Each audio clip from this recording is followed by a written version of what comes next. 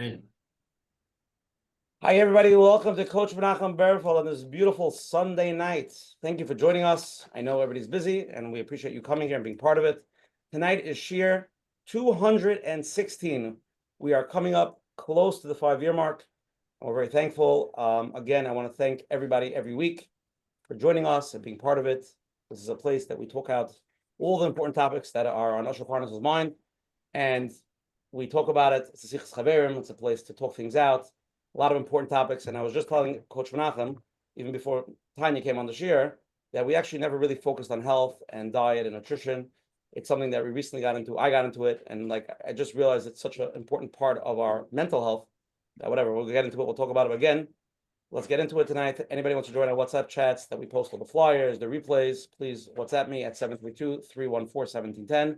I will also post the WhatsApp community chats. Everything goes in the community. Or you could also go to menachemberfeld.com and sign up for his email list. Menachem sends out all the emails, all the flyers, and all the speakers and everything that's happening in Coach Menachem land. For anybody who's watching this video on YouTube, you can click on the subscribe button. So every week when we have the share, we post it live. You could watch it. You could also click on the like button, subscribe button, so we can get millions of followers and be the biggest online channel right after Joe Rogan. All the people that are, I want to thank all the advertising sponsors, the Lakewood Scoop here in Lakewood, Eli 510 Central, and Chayla Kaufman from JCN for always promoting us on the new and all the Jewish digital platforms. Just keep in mind, again, we made a quick switch. We didn't really discuss it. Every Sunday night going forward is 9 p.m. We're starting earlier. We started originally Menachem at 10 or 10:30, 10:15, I think even. And now we went to 9 to 10 to 9:30, and now we're down to 9. And we want more people to be able to be part of it and to end the drop, before midnight. So thank you all for adjustment of the time. For anybody who's here the first time, every Sunday night at 9 p.m., we have different topics, different shiurim, different rabbanim, different therapists, different nutritionists, different shiurs on Tanya or with Tanya. Depends on what we're doing. And Menachem next week, January 19th, we're going to have a topic with a very top-notch Saidi therapist is from Cherry Hill, New Jersey, Dr. David Levy. And the topic is called the Nurtured Heart Approach. We all strive to give our kids a stable, safe, and secure home, yet we often miss the key ingredient for the true success. It's going to be a very powerful program. I actually got into a little bit Nurtured Heart, understanding a little bit. It's a whole different method of parenting. We need always to refresh our methods. So please join us next week. It should be a very powerful program, and hopefully a lot to learn from that. Tonight is Shir 216, and every Sunday night we do a gematria. And our CEO, CFO, and all the C-level suites over here, Arnold Fried, is going to give us the gematria for 216. You ready? Here we go. Shalom Avracha, everyone, to Zoom Shir number 216, the shocking truth of weight loss. One of the keys of weight loss is cutting down on carbs. And if you need some carbs, it's probably better to eat some matzah over bread. Which leads us up to tonight's gematria of 216 equals ha lachma anya. This is the poor man's bread, matzah. Wow, that's actually a very cute gematria. I happen to eat Tanya's matzah every Shabbos. The Strikes matzah, I just want to put it out there. So I'm not only a client, I'm not only the owner of the company, I'm also the client. Okay, so we're going to turn it first to Coach Menachem Berfeld. Sunday night, interesting topic. What are we doing here tonight? What are we trying to learn tonight? Yeah, thank you very much for the gematria. I think this one no one is going to forget. So I want to welcome everyone. Welcome to another Let's Get Real with Coach Menachem. We're doing tonight with Siyata D'Shmaya, number 216, Baruch Hashem. And like we heard after getting inspired last week, we get to know ourselves through learning Tanya. So we're continuing with nutrition by Tanya, and it's part of holistic well-being, just to be healthy in all areas in life. In the life that Hashem gave us, to have healthy habits, healthy relationship with foods, and all around, healthy emotionally, physically, and spiritually. So often we hear heard many times, Rabbi Victor Miller speaks a lot about how Hashem created the world, and he made us humans that we need to eat. Now, he could have made everything black, and you just have to eat it to stay alive. But he wanted to add some geschmack. We should enjoy life. So thinking about the apple, just look at that color, look at the texture, look at the crunch of the apple, and thank Hashem when you eat it. Just thank Hashem of all the food that he created because he wants us to enjoy his world. Now, that's food that Hashem created. Then there are foods that people took and they do whatever they want with it. I would say Hashem did not create Coke. Somehow they figure out what to do and everybody likes it, so they drink it. But to stick to Hashem's food, and obviously there's big industries out there trying to push their things, and not always is clear of what's healthy and what's not. So on tonight's topic, Tanya versus Ozempic, obviously, if it's nutrition by Tanya, everybody knows what she's going to say. What's the question? And that's the email I got from a lot of people. Well, obviously, we know what she's going to say. Why should she say something that hurts her company? Well, yeah, that is a very good question. And we do have to have an honest discussion, to be objective, to see what's good for us humans, what works, what's not. And, everybody would agree that to be healthy, eat healthy is better than taking shots. So obviously there are people out there who are struggling. Obviously there are people who are taking shots, and the question is why. So we have to understand that it's a struggle. People are struggling with healthy diet, ups and downs, and it's a real struggle, and they just can't. And the only option that they see is to be able to take these shots. So you're going to tell them not to, they're not going to listen to you. They don't have a different option. So that's why we have to, pull back, sit down, relax, understand the real struggle that people are going through. And maybe they can hear that there are options, whether it's, healthy or different ideas that they never heard. And they would say, you know what, try another one. I've tried so many. So yeah, it's not easy. So we have tonight, we have Mrs. Tanya Rosen and Rabbi Michael Szpilzinger. And I would say I heard Michael, he's a person who empowers men, whether it's with health or all around. So we'll hear much more tonight. In Mitzvah Hashem, we should have a lot of siyata d'shmaya, and people should get the help they need, the help physically, emotionally, mentally, because it's all one. So thank you very much. Beautiful opening. Okay, so we're going to do two quick openings first. We're going to do Michael is going to go first, then Tanya. So again, tonight's share, it's nutrition by Tanya Rosen and Michael Szpilzinger, which he'll pronounce it properly soon. We titled it, there's a lot of parts in the title, and a lot of different parts we want to try to cover as much as possible. Tanya versus Ozempic, the shocking truth about weight loss. Is motivation real? Tanya reveals the real secret to lasting weight loss. So it's a bunch of different topics. We want to talk about all different parts of it. Michael, I'm going to give you the opening. Introduce yourself, pronounce your last name, tell us who you are, and open it up. Thank you. My name, as you said, is Michael Szpilzinger or Szpilzinger.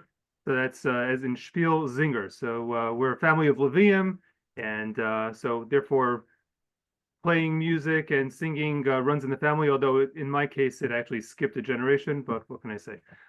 So instead, I try to focus on some of the other aspects of enhancing life. So first, I also want to thank you and Coach Menachem for inviting us on, and I want to thank Tanya for inviting me to join her tonight to discuss this important topic that's really close to our hearts. So about 6.5 years ago, back in 2018, I was 75 pounds overweight, and I was at my annual physical. My doctor was not happy with my blood pressure numbers, and he's like, you're gonna have to get on meds if you don't bring this down. And I was really not crazy about going on medications. So we said, all right, let's give it another year for my next physical. And in the meantime, I got to lose some weight. And I had been overweight my entire life and done the yo-yo dieting a bunch of times. And this was actually the time before Ozempic. And I'll tell you the truth, probably if it was around back then, I would have considered it. But in any event, I began a 2-year journey where I dropped 70 pounds. I learned that most of my problem was really in my mindset and in my habits. And what I did was I totally changed my relationship with food. And I knew that this was something that I wanted to help others in. And a couple of years later, I joined Tanya's team. And shout out to my wife for seeing the opening, the ad for the opening for a male nutrition counselor. Now, I came in already knowing what I should not eat, and I had really learned how to get better at that. But in order to really get a good balance of nutrition, you also have to learn what you should be eating. And after joining the team and incorporating what I learned on the job and in my practice and helping other people, I ended up losing an additional 10 pounds. Now, the subtitle of tonight's show is about the secret to lasting weight loss. And I'll tell you the truth, lasting weight loss or sustainable weight loss is actually a contradiction in terms. And I'll tell you why. Weight loss is an event. You can't sustain an event. All these methods of losing weight, these are actions, these are things that happen. But once it happens, it's already in the past. So whether you're going on a diet, or you're doing procedures like sleeves or Ozempic, or other different radical ways of losing weight, these are all methods and these are all events that happen. But the only thing that you can actually sustain is a change in yourself, a change in being, not in doing. So you can do something in order to lose weight, but you have to change who you are in order to sustain the result that you have achieved. And what you need to ask yourself is, what is your relationship to eating? What is your relationship with food? What purpose does food have for you? And there's even for an individual, there's no one answer. It depends on the situation. Sometimes I'm eating for fuel. I need energy. I need nutrients. So when that's the purpose of the specific activity of eating, then it informs the decision of what I will eat in that situation. But sometimes the food is there just for enjoyment. It's a social occasion, or it's Shabbos or Yontif. So that type of eating is going to take on a totally different dimension. And that's okay. There's a time and a place for that. So that is our relationship with food. But there's another relationship that's important to keep in mind, and that's the relationship that you have with yourself. That's where emotion, boredom, and other triggers come into play. And that's where many people get tripped up, especially when they hit some adversity. What's the story that you tell yourself about yourself? Is that story serving you? Is it making you feel energized, or is it just filling you with shame? Are you disconnecting from yourself in order not to have to confront these uncomfortable thoughts and feelings?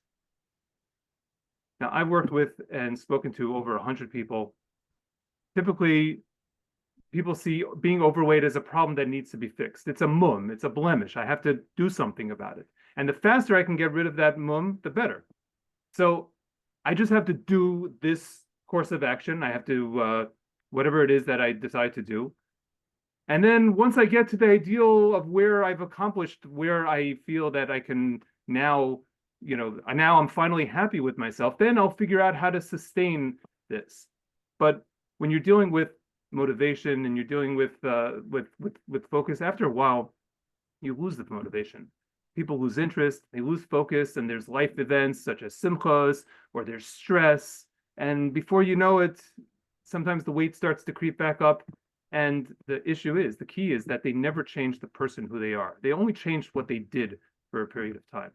So injections, sleeves, fad diets, they could be methods that will actually work very quickly. I know some people who have been very successful with Ozempic and with things like that. And you might lose a lot of weight at age 40, 45, 50. But what about when you're 55? What about when you're 65, 75? You're still going to have to change who you are. So why wait? Why wait until you've gone through this kind of regimen where you're going to potentially negatively affect your metabolism, or possibly create all kinds of irreversible side effects? Just do that part now. Become the person that you want to be, that you can be. You can do it naturally, and keep the agency that you have over your body. And your body is the most important pekadon that was entrusted to you by your creator. Okay, Shkoyach, Michael, that was a beautiful opening. Okay, we're going to turn it over now. Nutrition by Tanya Rosen. Tanya Rosen is the owner of Nutrition by Tanya and Sculpt by Tanya, with 12 locations in New York, New Jersey, and Israel. Tanya is also the creator of the Tap Healthy Food line, Shape Fitness Kosher Workout DVDs, and the Cooking with Tanya cookbook series, and the new all-natural weight loss vitamin. I don't know how to pronounce it correctly. Vitamin. Tanya, thank you for agreeing to come on, being here tonight. A lot of people are here specifically for you. So open it up. Okay. Hi, everyone. Wow. I see there are over 300 people on here. Wow. So I'm not going to bore you, and I'm not going to make this about me, because I know people have a lot of questions, and I'm really here mostly to answer like anything and everything, like anything you ever wanted to know. You're welcome to ask that tonight. I'm really not here to talk much about myself, but I'm just going to say the parts that are important, just so you know that I get it. So 20 years ago, when I was pregnant with my first child, I had gained 50 pounds. That's 50. And after he was born, I was really just trying to kind of like lose the weight that I gained during pregnancy, right? Like I wasn't trying to be any thinner than that. And, you know, what Michael said 7 years ago, there was none of this Ozempic stuff. 20 years ago, there was not only no Ozempic, there was literally nothing. Like if you wanted to lose weight, there were barely any from nutritionists. Like it was like kind of like just figure it out on your own. There was Weight Watchers and that's it, right? So I kind of just like started eating healthy, figuring it out. Like I had never eaten healthy before in my life before this. I had never exercised. I fell in love with eating healthy, with exercising. And then I was basically almost in law school and I decided to go for nutrition instead. So at that point, I had lost 50 pounds, 50. You know, I weigh less now than I weighed at my wedding, and this is 5 kids and 5 C-sections later. And I'm very passionate about helping all genders and all ages, but I would say my main passion is like a lot of times I meet women that are like, but I had 6 kids, but I had 3 kids, but I had 8 kids. There's no way I could ever be back to my wedding weight. And I'm like, why not? Maybe we could get lower than your wedding weight, right? I really like proving people wrong in the most respectful possible way, like in a good way. I really like proving people wrong because people have so many misconceptions and don't trust themselves. So I'm just saying this by way of intro that I get it. I really get it. I also get it because I'm not just starting to do this. I've been doing this for 20 years. So I've seen over the last 20 years, all the trends, all the fads. I've even seen what happens to people a couple of years after they're done with a trend or a fad. Like I've had clients come back after Ozempic. I've had clients come back after weight loss surgery. I've had clients come back after fad diets. I'm very non-judgmental. So people feel comfortable coming and telling me, hey, I did this and this, I cheated on you. And I'm like, okay, no problem. Like I'll work with you. So I've seen it all and I get you no matter what stage you're in. And I'm no judgment at all. I actually completely understand how people are tempted to do anything extreme. I know that people get frustrated and they want to do extremes, and I totally understand it and get it. I'm not here to judge. I'm here to answer any questions that you may have. Of course, I have my opinions, but I'm also here to really answer whatever anybody wants to know. So bring it on and ask away. Okay, so let's jump into it. We're going to start with a poll. I want everybody to answer truthfully. We'll review it, and then anybody who wants to ask a live question. You have Tanya, you have Michael over here. These are Tanya's 20 years. You doing this? How long? Over 20 years. Tanya's probably Almost 20, yeah. probably seen over 1,000 people, if not more, and it's probably seen every type and 1,000 people. I see more than 1,000 people per year. Okay, wow. So Tanya's then probably seen Yeah. 20,000 people. I'm not judging, but a lot of people. Yeah. But please, you know, I just want to say, I said this before, it's like it's such one of the things that I'm fascinated with physical health. Me and Menachem for 5 years, I put so much energy into mental health and making people mentally, you know, feel good or get the proper help. There's another aspect that I just like, I'm mind boggled by it. Like I never like realized it. Now I'm into it a little bit. The physical health part is such a factor. It means you could be in therapy or be completely healthy and like la la land that your life is perfect, right? Like, you know, all those people that have the perfect life. But if your body is depressed or you're overweight or you just don't feel good or your shirt button is popping, you know, that famous popping button, like your body could be depressed. And it's just like, you need to get your body to be happy also. It's not just the mental, it works very well together. Can I just add to that first of all, hardly anybody thinks their life is perfect, right? I don't know about you. I don't really meet people who think their life is perfect, but besides that, more than ever, there's so much awareness that in the past where people used to be like, it's okay that I'm overweight. Now with all the awareness and all the talk, I think most people, it really truly bothers them either for vanity or for health. Most people I don't. think there was a report that came out, I saw recently, that in America, the first time in many years, people lost weight this year. Like throughout the general America, like most people versus going up or down, like more people lost weight this year than gained weight. Like there's a big trend of like trying to be more healthy, you know what I mean? And it could be as epic. I'm not saying that. Okay, let's get into the polls. Here we go. Hold on. Here we go. 3-question poll. First question. How concerned are you about Ozempic long term? Number 1, very concerned the potential risks outweigh the benefits. That's your opinion. Number 2, somewhat concerned. I have questions, but I see the potential. Number 3, not concerned. The benefits outweigh the negative speculations. Or number 4, neutral. I'm undecided. I'm waiting for more data. Number two, best way to maintain weight loss. In your opinion, what do you think is the best way, right? A person loses 20 pounds, 30, whatever you lose, how do you maintain it? Number one, a coach, personalized guidance and accountability, have somebody to really be with. Support group, if you have a bunch of chevra, a bunch of friends, whatever it is, encouragement and shared experience. 3, supplements, boosting metabolism, filling nutritional gaps. Or number 4, exercise 3 times a week, staying active and building consistency. What do you think from those? Like, obviously they're all good. Which one do you think is the most, to maintain it? General question, we just want to see people that are here. What is the most weight you ever lost? So there's 4 options. The most you ever lost was 10 pounds. The most you ever lost was 20 pounds. The most you ever lost was 30 plus pounds. And the 4th one, never on a diet. You never really lost like on a serious diet type way. Okay, everybody answer those questions.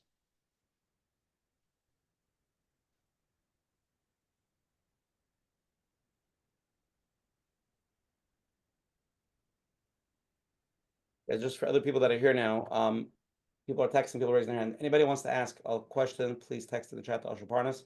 Remember, live questions go first. Just keep that in mind. We'll try to get to all of them. And give this poll another 10 seconds, and then we're going to review it together, and then we're going to get into it.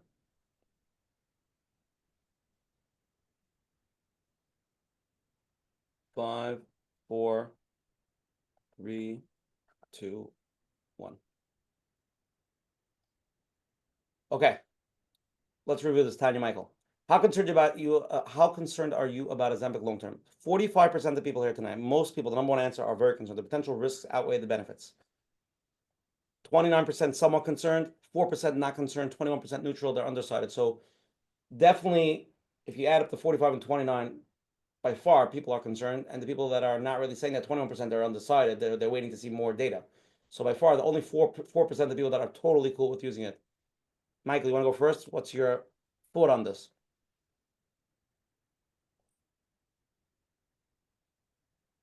Tanya? I mean, it's hard for anyone to really know because it's not around for long enough. So like, unless you know someone that had a horror story, like we don't really know, right? Like there's not much data yet. So it's not based on much unless you heard someone that something happened to, right? We're waiting like cigarettes. We're waiting like in 20 years from now to find out that this and this happened. It's speculation. We don't know. It's all speculation. If you have fear of the unknown, then you're probably worried because it's the unknown, right? Right now. Let's go into the next question. There's a lot more about Ozempic people sent in. We'll get into that. Best way to maintain weight loss: 32% coach, 19% support group, 7% supplements, 42% of the people. The number one answer is exercising 3 times a week, staying active and building consistency. Michael. Yes. No, I have to say something. I'm sorry. Can I just say something? I want to bust a big myth. If I was in the class now, I would tell you to go into the corner, but okay, you go first. I'll raise my hand, okay? A big myth is exercise does not make you lose weight, okay?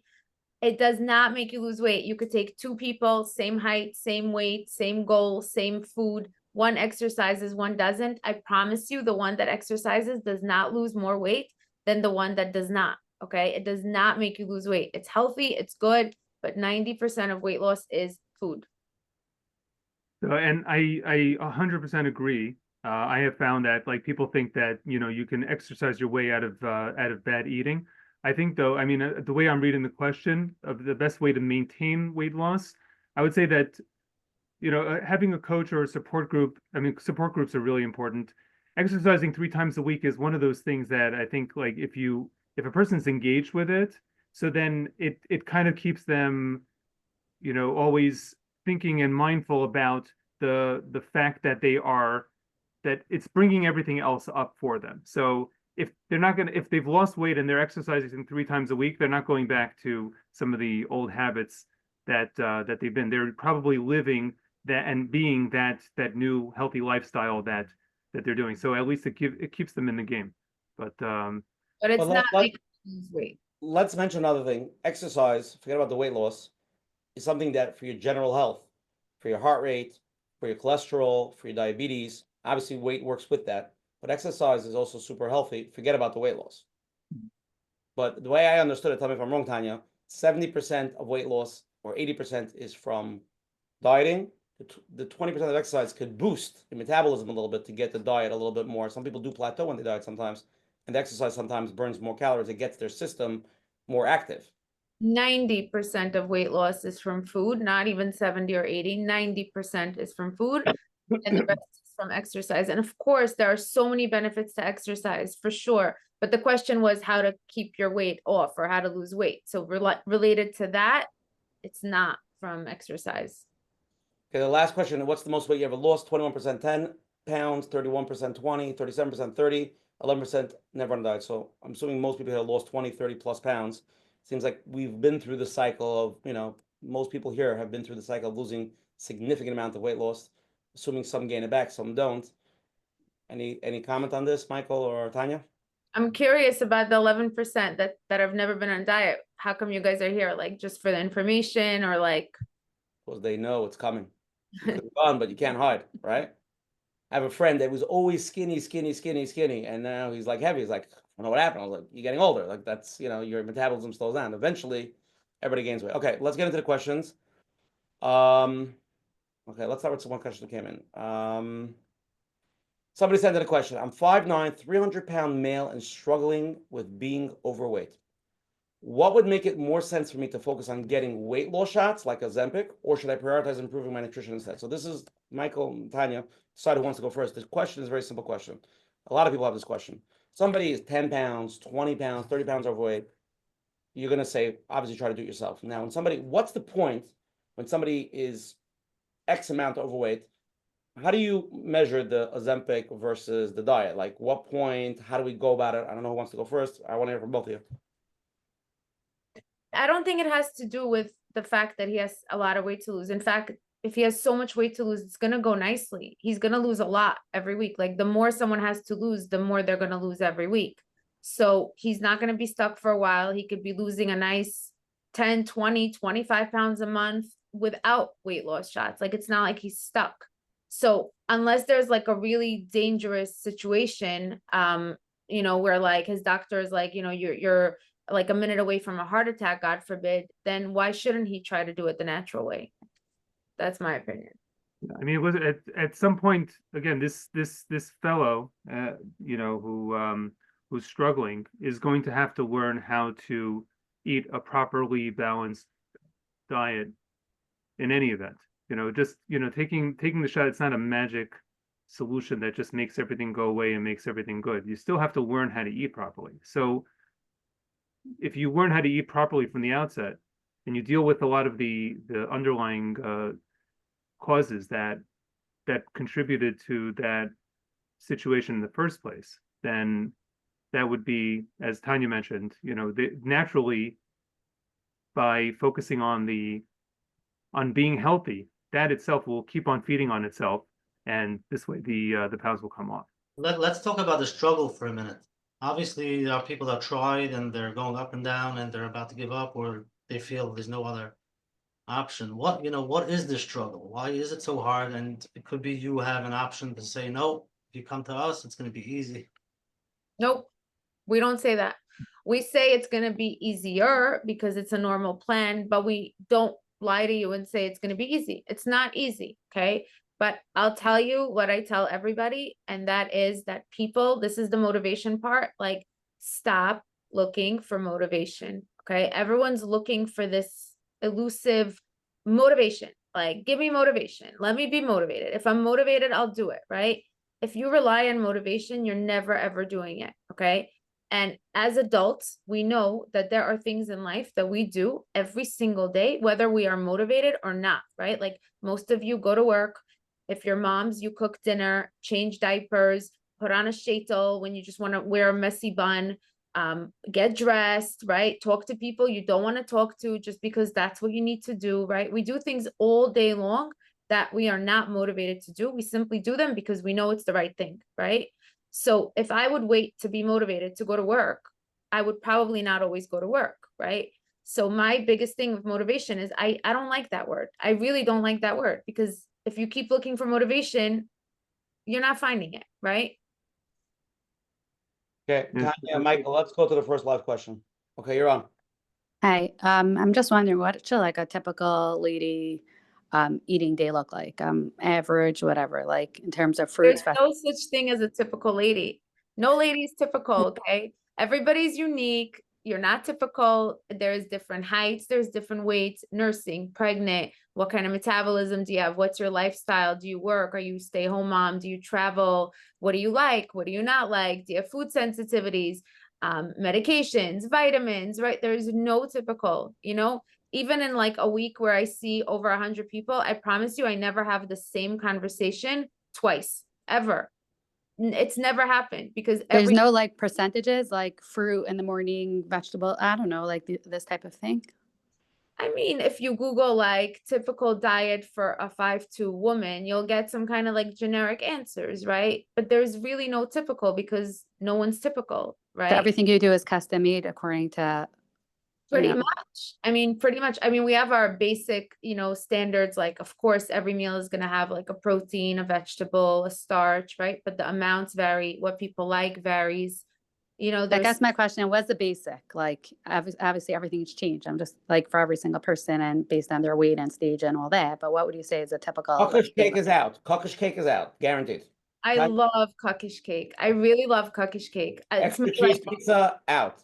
it's like the one thing that's not allowed in my house. Like no one ever put cookish cake in my face because I can't handle cookish cake. But it's basically breakfast, snack, lunch, snack, dinner, maybe a little treat at night, couple of fruits a day, unlimited vegetables, lots of water. Like that's like really watering it down, right? But more than that, I can't answer that generically. Breakfast, Got it. snack, lunch, snack. Main meal is only one meal a day. Hmm? Oh. Oh, it's a breakfast, a regular breakfast, a regular lunch, a regular supper, and then snack in between. Wow, it sounds you Two get everything. snacks. Two snacks. Okay, I have a question. And quinoa, what do you say about quinoa? Is that like very healthy, eat unlimited, or is that really calories? So cut on it. What's that? That's a very good question because people seem to think that quinoa is like a vegetable or a protein. Quinoa is a protein. starch. No, quinoa is a starch. Quinoa has more carbs than rice. It's a starch. It happens to have some protein, but it's a starch. It's definitely not unlimited. Like typically a serving is like, it depends on the person, like between a quarter cup to 1 cup measured cooked is a serving as a starch, not as a protein or a vegetable. So it's not like a freebie. No. Okay.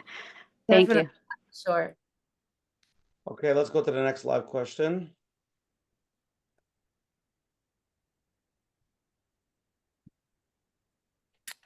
Hi. Okay, hi. Okay, so I've tried like a million things to lose weight and nothing is working. And I could try for like 5 months straight to barely eat anything, and the weight creeps off so slowly, it's driving me nuts. So I guess I have a million questions. I don't know what I want to ask, but I am curious about your Vitathyn. Could you tell me a little bit about it? And maybe that's the next thing I should try. I'm not sure.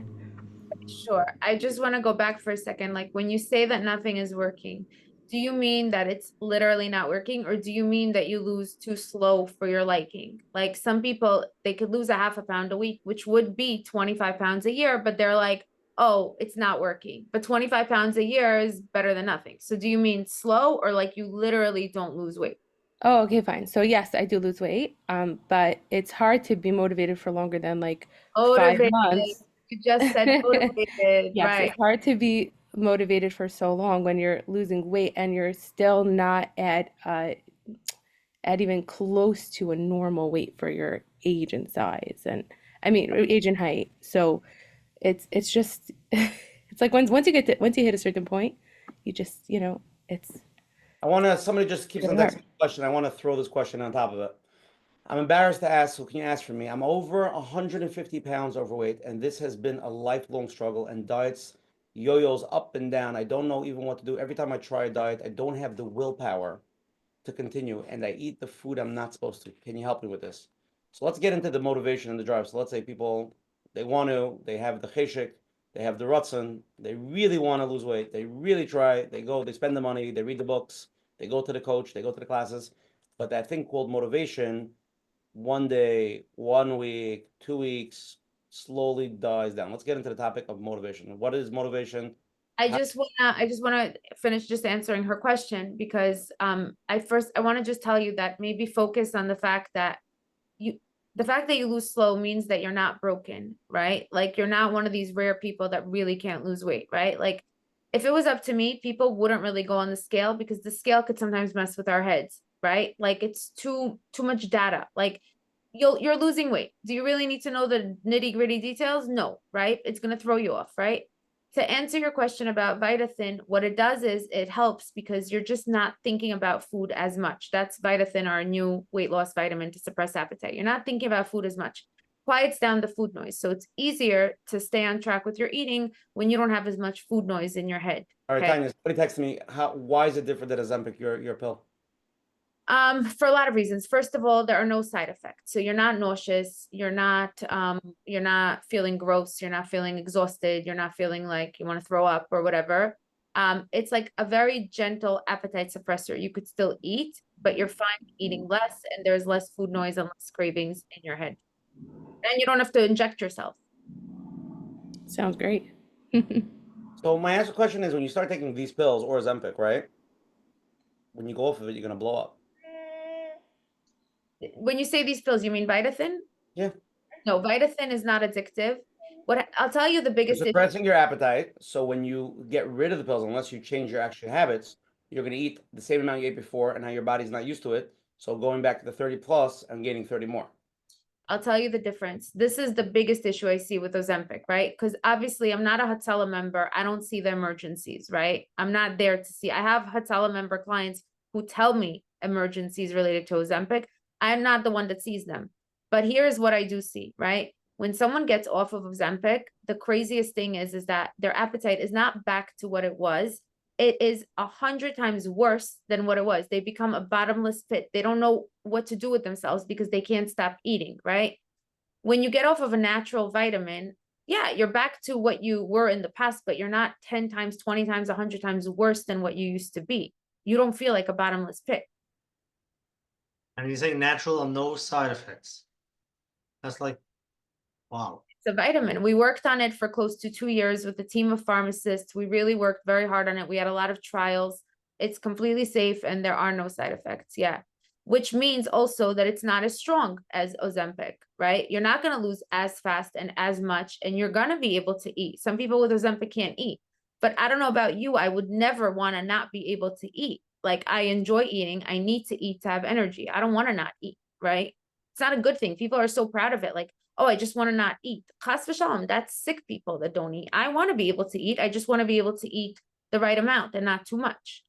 So if it's natural, then people who are not looking to lose a lot of weight, maybe they can take these vitamins.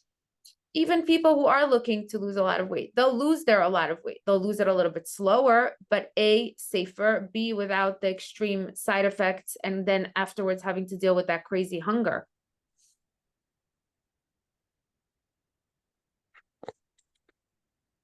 Okay, let's go to the next live question.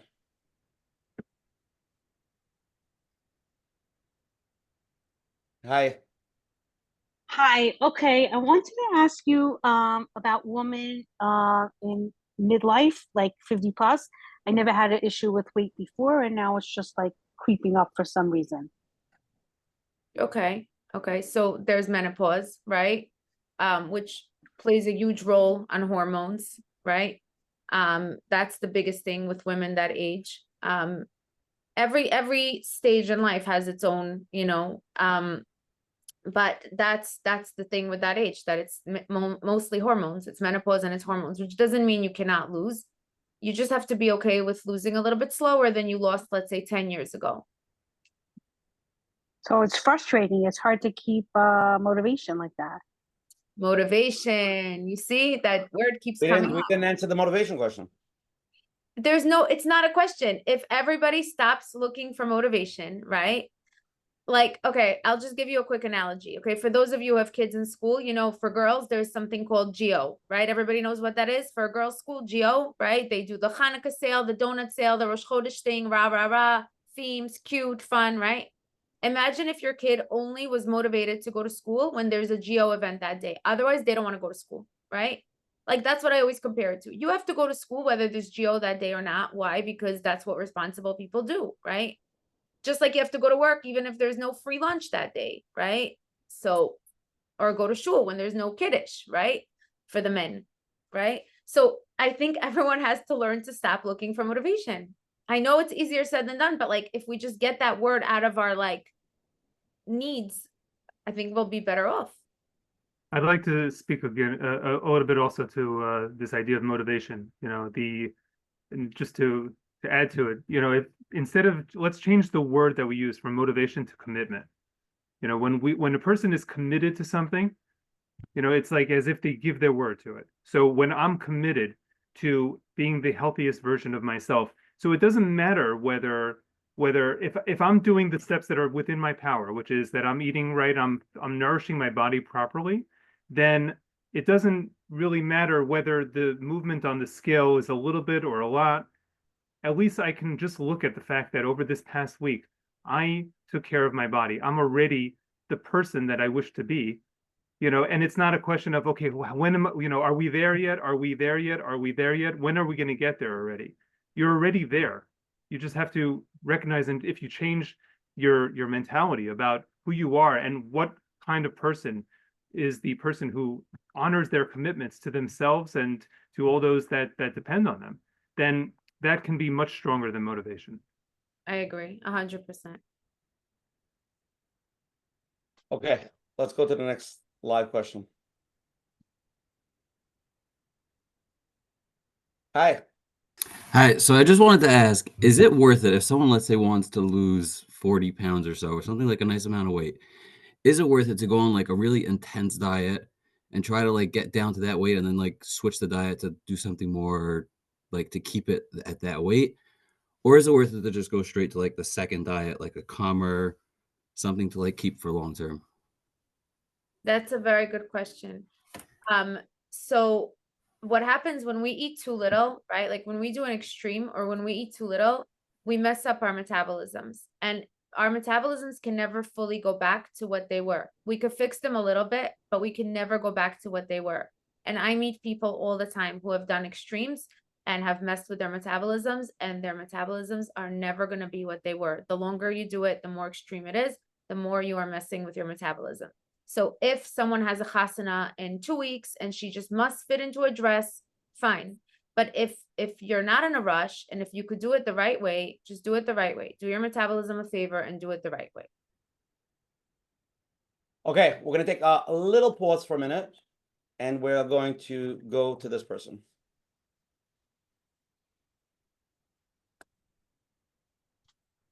Unmute.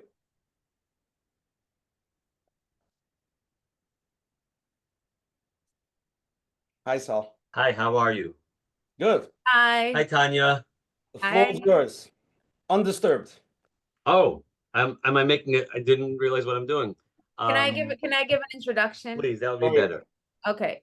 Saul is one of our favorite, sorry everyone, but that's just the truth. Saul is one of our favorite male clients. He's a role model. He's amazing. If he didn't have like a million full-time jobs, we would hire him in a second. He's just amazing, and he's a great success story. He's living and breathing what he's done. So he did us a favor by coming on for a few minutes and sharing. Thanks, Tanya. Thank you. Thanks for having me on. I mean, I'm just here for Tanya. I'm a believer in what the program is about. So can you give us a little background about your history and about why you're such a big chassid? Yeah, I'm going to. I want to. I grew up very, very skinny. It was never a problem for me. Eating a box of donuts for snack, Entenmann's donuts, Kolb Stam, no problem. Pounded a whole box. What happened was, as I got older, my body didn't agree with it. And after I got married, I started going up in weight. So I was probably close to like 165 when I got married, which is normal, whatever. And by the time I walked into Tanya's office, November 26, 2019, but who's counting, right?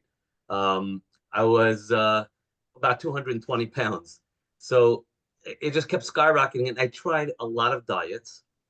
The problem is that I like my junk food. I like my cookies, my muffins. I like the stuff. I like pizza, and I can't live on Brussels sprouts and string beans my whole life. So we sat together and we made a program of what would work for me, and it just started it's just slowly started disappearing. I'm not going to say it happened by itself. I had to work. and we sat every week and we talked about what I ate. We went over my logs. And here I am, what is it? Almost, I think it's, what is it, 5 years? Yeah, we just hit 5 years, Tanya. It's our 5 year thing here. So, Right. I went down all the way from 220 to 175 was my lowest. And I'm fluctuating within, 10, 12 pounds, but normally it's a game changer for me. I'll tell you, November 26th, I started Tanya, the diet, not the safer. And then it was January 5th, 2020, maybe, what is that, a month and a half later, maybe less. Yeah, a month and 10 days when the Dafyomi cycle started. I never was able to do Dafyomi. And I started with the Dafyomi cycle. I haven't missed a day since I started November and January 5th, 2020. So I feel, to me personally, dieting is not about dieting, it's about discipline. And discipline, to me, I have a phrase I call it infectious discipline. Discipline is infectious. When you feel it, you know it. You know you're doing the right thing. You feel good about yourself. And the opposite is true. When you have 4 donuts on a Hanukkah at one sitting, you just feel horrible about everything, and it bleeds into everything else you do. That's my What happened? that's my What whole happened to your junk food? You my junk replaced food. it You with said? snack food. He replaced it with our snacks. Oh, I eat junk food every day. I have the You- muffins, the cookies. Tanya has everything that I want. Wow. I We- mean, Bottom line we- is, the bottom line is you have a regimen of food that you eat. You have a mahalach, what, I guess there's not everything is Brussels sprouts, right? You do have some geschmack food also. You can get a slice of pizza here and there. sure, I'm allowed pizza. First of all, the program, we have pizza. So I just had my pizza last night. But even once a week, you're allowed. That's a great thing. Once a week, you're allowed to have a regular slice of pizza from So store. what happens if the once a week you go for pizza, but then happens to be you're in a pizza store another 2 times that week? You're going to sit there and not touch the pizza? I won't go to the pizza store. In my life, I will tell you Let's say this. you have to be there. Let's say you have to be there. Let's say you So- have. Pizza stores have other options, they don't only have pizza. We had a Shabbos Hanukkah party, and there was 40 people around my dining room table, much Shabbos, and there was pizza and French fries and ice cream. And I found it so hard when 40 people around you are eating, and I was eating grapes. Get it's flake sticks. Just get flake sticks next time.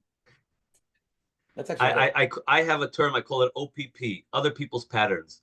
You don't want to get it sucked into OPPs. You're at Simchas, and because this guy's freshing doesn't mean that that's going to work for me, and it's going to mess up my routine. So I don't say my whole life because I have other things in my life, but a large part of my day, I'm going tomorrow to a meeting early in the morning. I just finished packing my entire knapsack. I have a knapsack. It looks like I'm carrying a computer. People think it's a laptop. I mean, Tanya's seen it. I walk around with it everywhere. It's a staple with me. I don't go anywhere One of the without my things about bag. dieting, so I want to make sure we're on the same page. A lot of people say this, is that there's a lot of meal planning food versus not. When you're just going to run into a restaurant or pick something up on a go, you are a little bit thinking about what I'm going to eat for supper there. Like when you go to chassan, you're trying to figure out like, okay, so a lot of people do this that are on diets or trying to be healthy. They'll have a regular supper and they go to chassan. They don't eat at the chassan, or they'll just have soup or something. They're not going to eat 9:30, 10 o'clock at night, the chicken and the meat. Their meal, Tanya, is meal planning a part of living a healthy lifestyle? Is any planning part of being successful in anything that you do, right? Everyone understands it when it comes to packing up their kids, planning for a business meeting, planning for work. The second you tell people to plan a little for their dieting, they're like, what? Like, hello, like you do it for everything else, right? Why is it okay for everything else? It's basically anything you want to be successful at, you got to plan a little bit, right? Saul, do you do any exercise? Be able to plan I exercised even when I was overweight, but I've realized pretty quickly that I can out eat my exercise any day. So I can eat 5,000 calories at a sitting at a Hanukkah party. I can't work out 5,000 calories in one.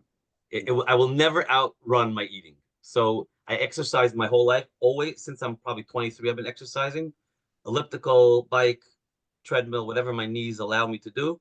But it's the food intake, and Tanya is right about this. It's 100% in the planning. Everywhere I go, I do have to think. To you, it sounds like what a burden you have to think about everywhere you go. I want to, because I don't want to be stuck with the Snickers bar at an airport. I'm not going to feel good about myself.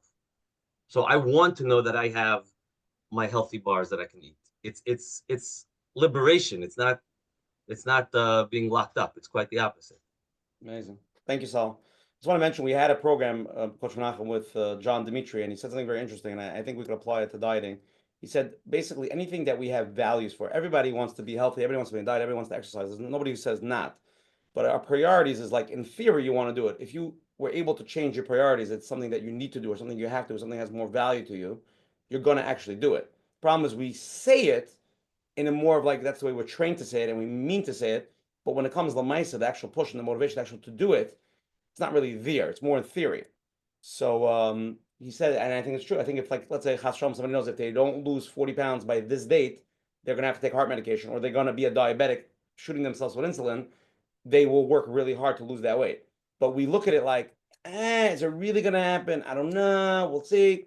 It's not really a priority, but if it really was a priority, you know this is going to happen. Chas Shalom, I don't want to give an example. Guy is going to have a heart attack if you're this amount of weight at this date. We're gonna work it out. We're gonna exercise. We're not gonna eat the pizza. It's just we don't really, whatever. Okay, let's go to the next live question. Thank you, Sal. Thank you, Saul. Hi. How are you? I didn't use Ozempic. I use Mounjaro, which I'm sure it's sort of along the same line. And I've been overweight for 40 years, fluctuating between maybe 40 and 50 pounds overweight. And I tried different points to change my diet, but it didn't really work out. It didn't work out so well. And I take it, and I've lost the 40 pounds. And it's also, but it has allowed me to feel good about exercising. And I did go off it for a while. While my appetite did come back, I felt so much better about having lost the weight that I didn't like jump and gain it back right away. Now I did go back on it because I felt comfortable doing it, but are you sure it doesn't work differently for some people than others? What do you mean by that? In terms of what, which part? In terms of like the ability after having taken it and having lost the weight and seeing that where you're at a certain weight and say, oh, I like this weight because everything else that I've tried until that point hasn't worked. That's the way it seems to have worked for me. I'm down 40 pounds. I've started an exercise regimen, and I know that you said that, but it's helped me, not only keep my weight off, but tone me a little bit.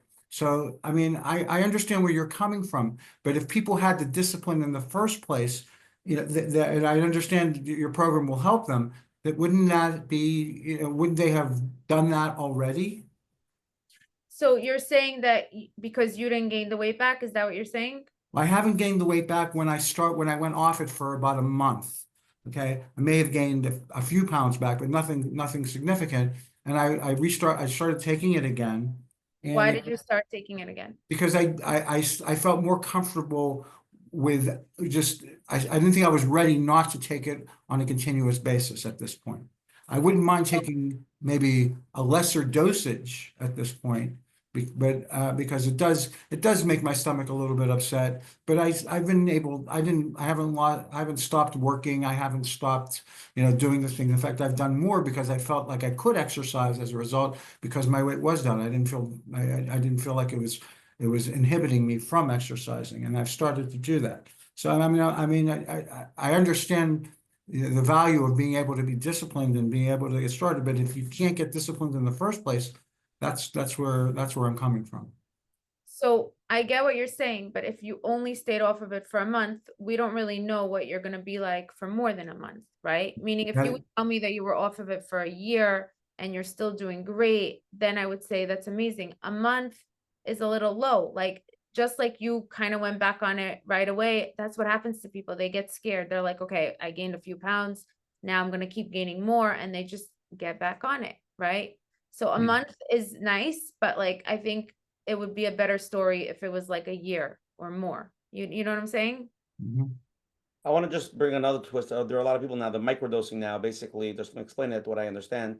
People go on Mounjaro or they're going on Ozempic, they lose the weight, and then they go off, they gain part of it back. When they reach a certain number, they start re-injecting on a smaller amounts, and then they lose it again. So they on, off, taking smaller doses. There's different ways how they break it up. Or instead of like, let's say they take 0.5, they go down to 0.25 or 0.15. They try to manage it on and off with that. Is that better? I'm just bringing it out there. A lot of people are doing this now. I don't know. I mean, there's is there a lot of data, you know, to really study and see, you know, the long-term efficacy of that. That's what's still unknown. I mean, I listen. I mean, I know people. I have a very good friend who also went on Mounjaro, and you know, he did amazing. You know, he got great results. And what changed for him though is that he didn't just stop there. He changed his mindset around everything also. So now he's off of it. He doesn't mind the fact that he put back a little bit of extra weight, but he actually he changed his whole approach to eating and to exercise and to health and well-being.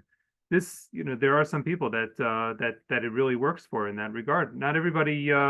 Some people just look at it as a shortcut to get to somewhere, and then, you know, then they never really feel that confidence that they can actually take agency and take full control over every aspect of their life from there. And then they could find themselves just in this constant dependency on something that we still don't know a lot about. So, but congratulations to the caller who, you know, you were able to accomplish something great. I don't think we don't want to in any way, you know, second guess or judge anybody. And we're happy that you've had the experience that you've had.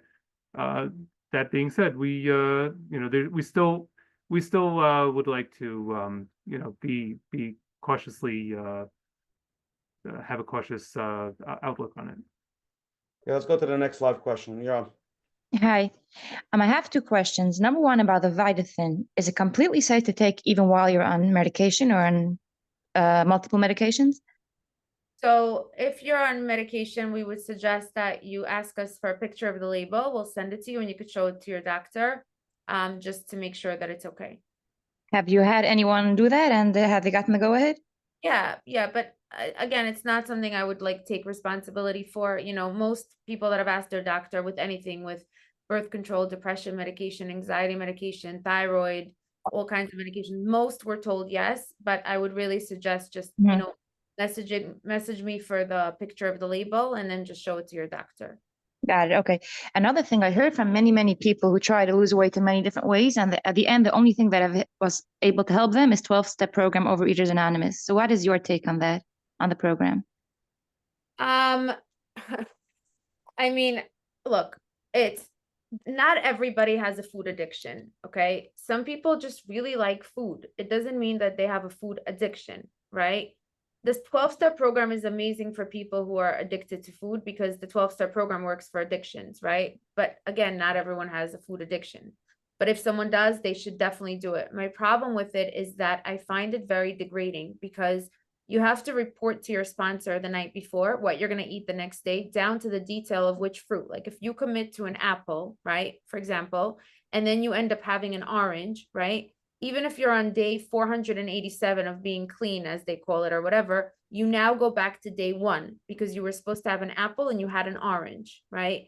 I find that very demoralizing and degrading. What I actually hear from people in the program is that it's actually extremely freeing. Like Sal said, it's very freeing to know that it's on paper and this is what I'm going to eat, and I don't have to think. I don't think it's freeing to have to commit to which fruit you're going to eat. I think it's freeing to learn how to make your own choices. Sometimes a client will sit in a session and tell me, I'll pay you more if you want. We'll do a double session. Write out for me exactly in detail what I should eat every single day. And I say no, because I wouldn't be helping you. I'm giving you choices. You go choose. You're a mature adult. You make way harder decisions than this every single day, all day. You could choose what you want to eat, okay? When someone forces you basically to eat an apple, or you're off, right? Like, let's say there were no apples. Let's say you were in the airport and they were out of apples and there were oranges and you chose an orange. That's amazing. You should be rewarded and applauded for that. You shouldn't go back to day 1. But again, if someone has a food addiction, they absolutely should do a 12-step program. So, you know, I mean, probably most people who try to lose weight and they can't, there is some kind of compulsion over here. Not always. Some people are emotional eaters, which doesn't mean they're addicted to food. I do a lot of emotional eating work with people one-on-one and in groups. It doesn't mean it's an addiction. It means that they have emotional eating tendencies. That's not necessarily an addiction. Right, but 12-step program helps for that also. To an extent. It's very intense. It's really, really, really extreme and intense. And it definitely slows down people's metabolism because the program itself, like what they tell you to eat, is so little food. Oh, there are different programs. People There are need to have different types of OAs. You know, there's OA 90, there's Gracie. There are different types of program. Not everything is very little food. Right. I'm saying I know from like when clients come and, you know, I ask them what they've done in the past, I do see that people who have done those kinds of extremes, they definitely lose slower. I see it all the time. Okay, thank you. Sure. You're saying people should have, we teach people how to have self-control. There are those people out there who feel that they don't want to have any choices. They leave me out of this, tell me exactly what to eat, and maybe for them the 12 steps program works. They don't want to think about it. I don't want to be part of this. So I guess everybody should see where, and this is a question that came in, maybe it could be a continuation. I have a big family and I'm constantly cooking schnitzel and fries for my kids. How can I realistically eat healthy when it feels impossible to make separate meals for myself? Okay, that's a very good question. You know, when you make schnitzel and fries, you don't have to like make yourself like boring grilled chicken and eat a salad, right? You could take that same schnitzel and just air fry it or bake it, right? You could still have the breadcrumbs. You could take those same French fries and air fry them or bake them, right?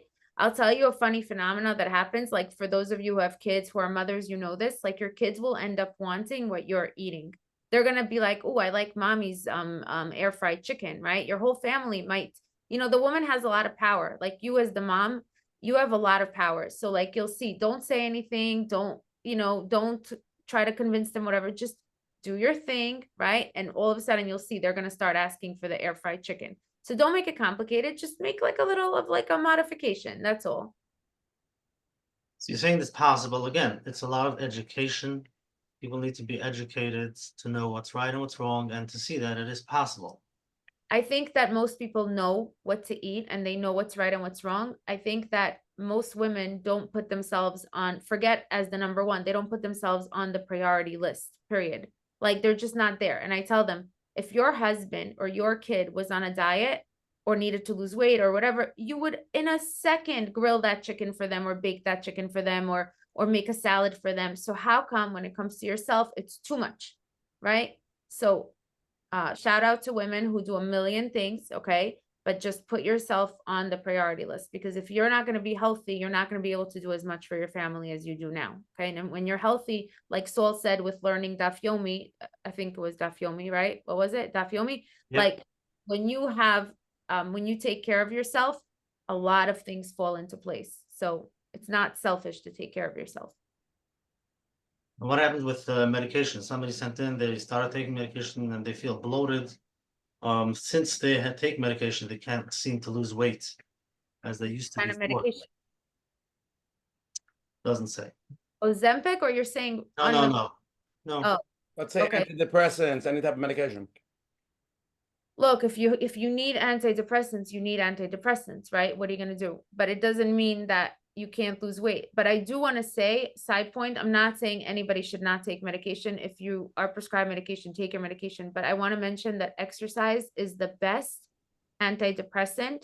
Okay. And I think that any therapist that does not talk about exercise is not fully doing his or her job, because I teach classes. I give aerobics classes 3 times a week in my place for 20 years. I see how women walk in one way and walk out another way. In the beginning, you would think that they don't even like me or like each other. Everybody's like, hi, everybody's like barely moving. By the end, everyone's like, hi, bye, great class, have a good day, love you, bye, right? It just makes you so happy, and it's not a fake happiness. It's endorphins. It's real. It's really real.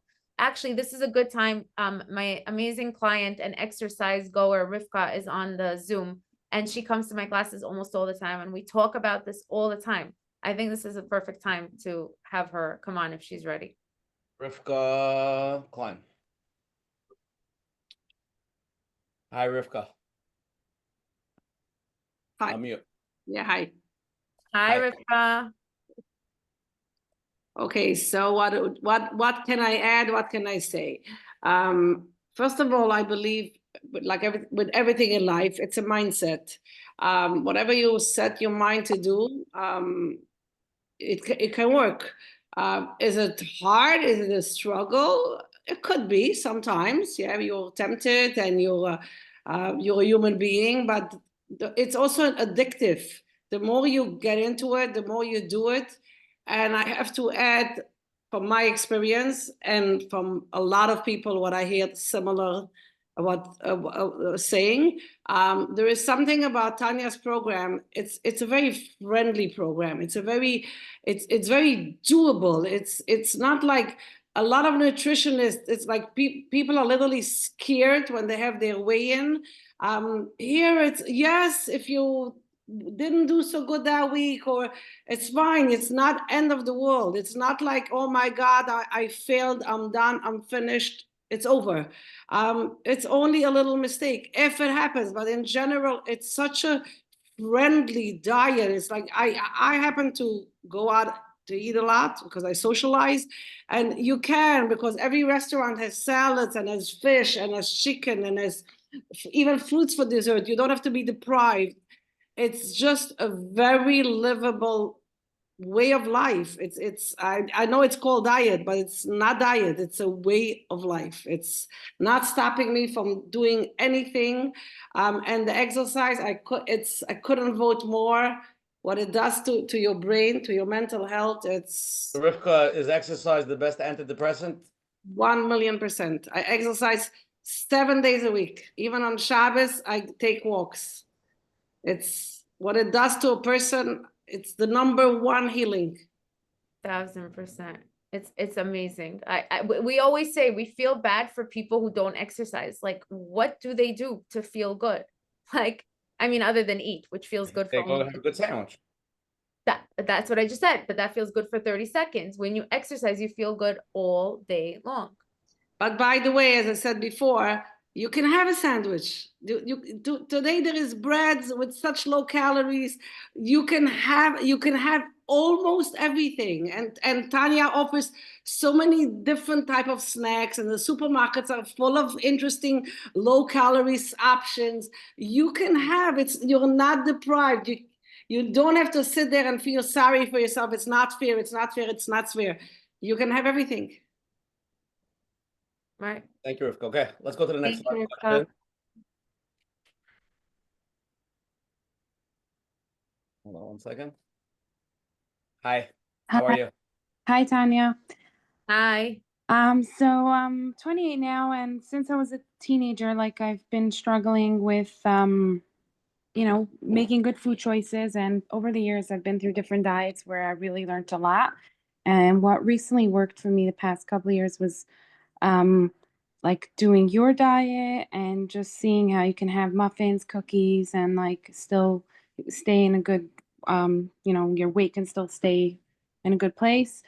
And being more active. Like I used to not walk or do any workouts, and I feel like when I do that, then I'm in much better shape. I just had my first baby a few months ago, and I have like 30 pounds to lose. And I, want to diet, but I just feel like whenever I want to get back and start thinking of having a food plan, I get like into this like scarcity mindset, and I start getting obsessed with food, as opposed to like when I'm thinking I'll just eat, like I'll try to eat well because I know I feel better, but then I don't get obsessed. So like, is that a normal thing? And what can I do about it? So you're saying when you start to think about being on a plan, you start to feel deprived? I don't know if it's deprived, because honestly, with muffins and acai bowls and all the good stuff, you can call it deprived, but I just feel like I always have to think about, will I have this food I need to have, that food that I need to have, and like just makes me think about food all day, as opposed to when I could just like, go about my day and see what I'll eat. I'm not thinking about it the whole time. Right. So you mentioned you just had your first baby, right? Mm-hmm. So I have a good analogy for you. Like, before your baby, like if your husband or your friend said, let's go to Florida tomorrow, you could just pick up and leave, right? Mm-hmm. Once you have a baby, you have to figure out either packing up the baby, where's the passport if you're going overseas, does the baby have a passport, or who's going to watch the baby, right? If you're Right. nursing, you have to take the baby with you. Like a baby adds all these like extra layers of things you need to do, right? Definitely. Right. But at the same time, like a baby is a beautiful thing and you're happy you have a baby, right? Right. So that's how I think of this. Like if you think of it not as like a schlep and an annoying thing, you think of it as like, okay, great. I get to take care of myself. I get to lose weight in a healthy, normal way. Okay, so it comes with extra things to do. Okay, so does everything, right? If you go on vacation, you need to pack. If you have a baby, you need to think about the baby, right? Right. So instead of like, oh, poor me, it's like, okay, if this is what I want to do and I'm choosing to do it, no one's forcing me, then great. Okay, I'll do what it takes to do it, Mm-hmm. And do you feel like you have to feel like you're ready for it, or you just say like dive in and it'll just happen if the will is there, but like you don't feel like fully ready? No one's ever like, the people that think they're fully ready, that's what I call like that motivation that lasts like a couple of days and then it kind of like wears off, right? Right. Right? Like don't overthink it. I mean, obviously, sometimes people come to us and they're like, I had a baby 3 days ago, I'm ready. I'm like, no, you're not. Like that's ridiculous, right? Right.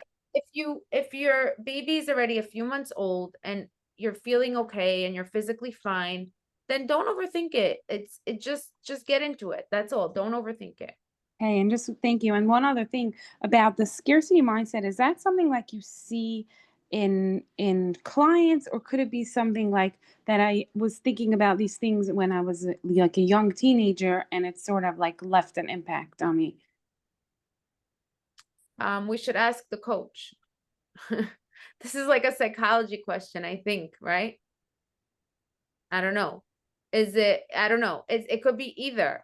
It could just be like what you associate with dieting or like diet baggage or whatever it is. But like really logically, that's not the case because it's a normal plan. It's not like you don't know, right? Mm-hmm. It's a normal plan. I think also like we're living in a society where we're used to like just having so much, right? Of everything. Like God forbid on Hanukkah, sesame should have 12 flavors and not like 18 flavors, like we're so used to so much that we freak out when it's like a little less than so much, but it's still a nice amount, right? Absolutely. Right. So just don't overthink it. Just, go for it. Don't overthink it. Thank you. Sure. Just a minute, Michael, if you could tell us, where do you find the men have where they struggle and where you can help them with their mindsets, not only with relationships to food, but in general, like we heard the Tafiyomi. Yeah, I mean that was a great concept that was mentioned, that when you are fueled by what it is that you're doing, and it changes the way that you look at yourself and the story that you tell yourself about yourself.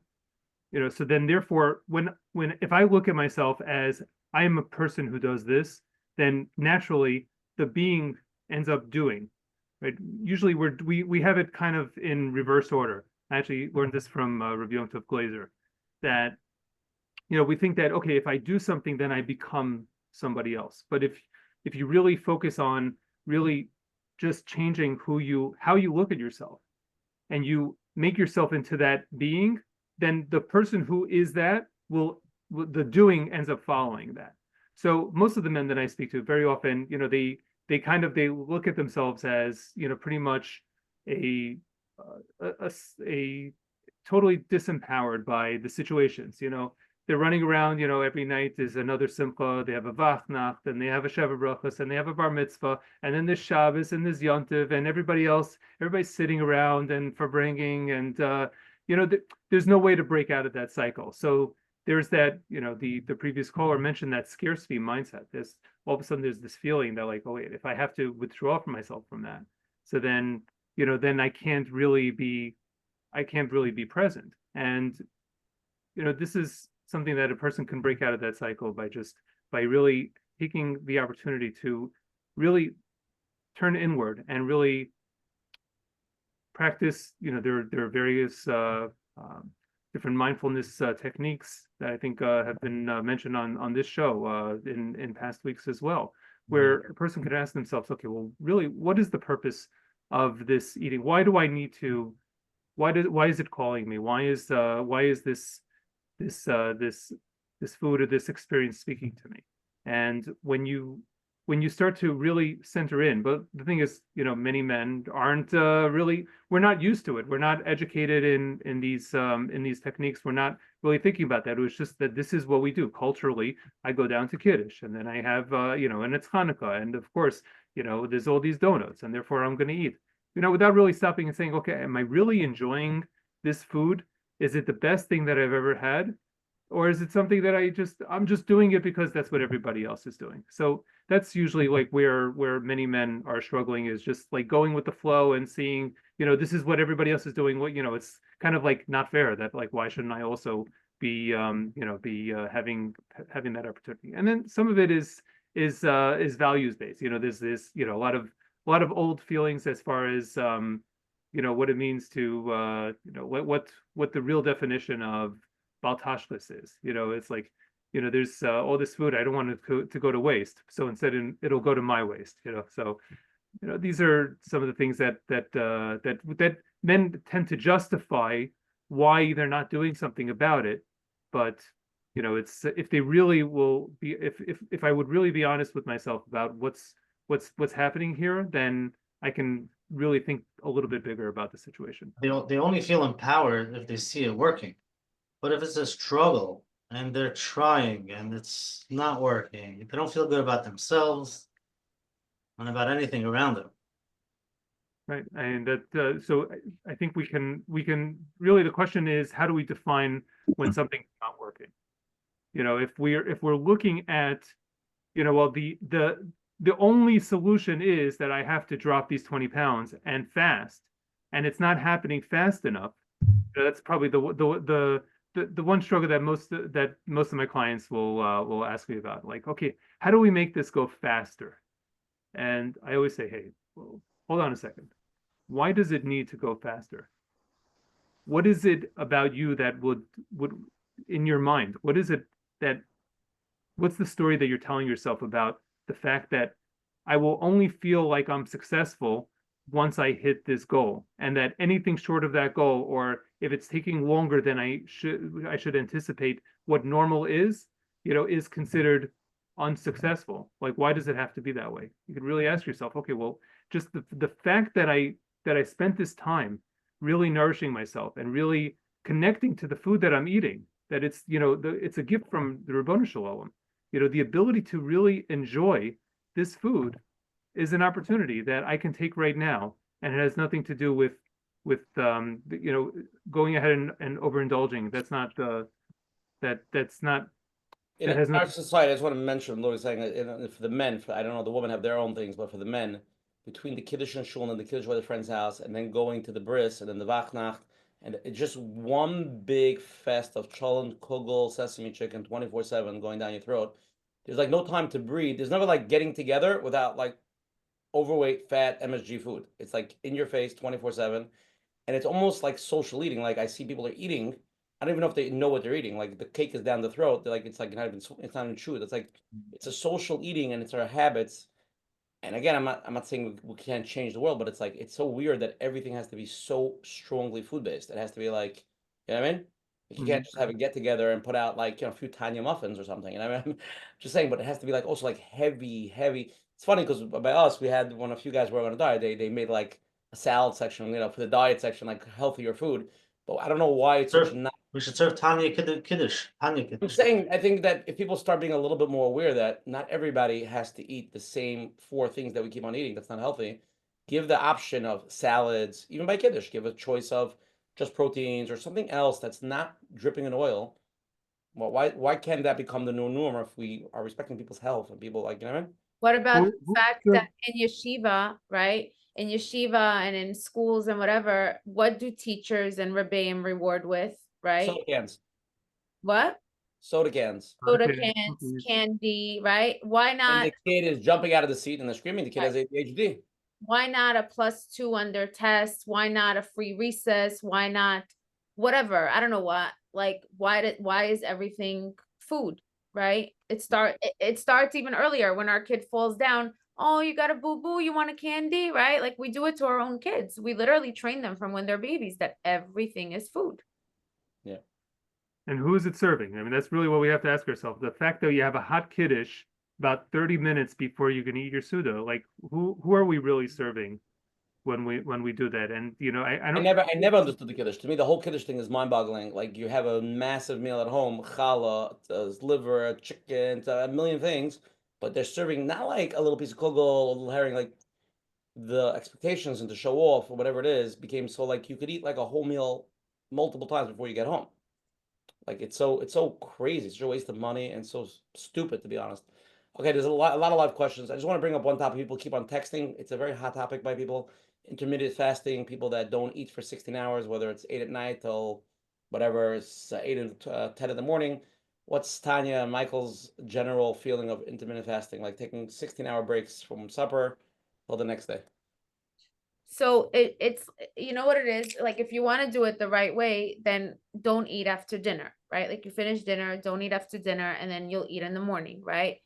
And you don't even have to call it a fancy name, it's just common sense, right? But it's sort of like people used to take a bath and just take a bath, and now when people take a bath, they call it self-care and hashtag it, right?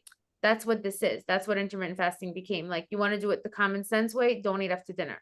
When you skip breakfast and lunch and then tell yourself like I'm eating from 3 o'clock and on, most people will not lose weight because A, you need to eat in the morning to get your metabolism going, and B, you feel like I better get it all in. I only have like 6 hours. I've hardly ever seen someone successfully intermittent fasting, and I believe in eating every couple of hours. And if you want to do intermittent fasting or whatever, if you want to use that word or just common sense, just don't eat after dinner. That's all.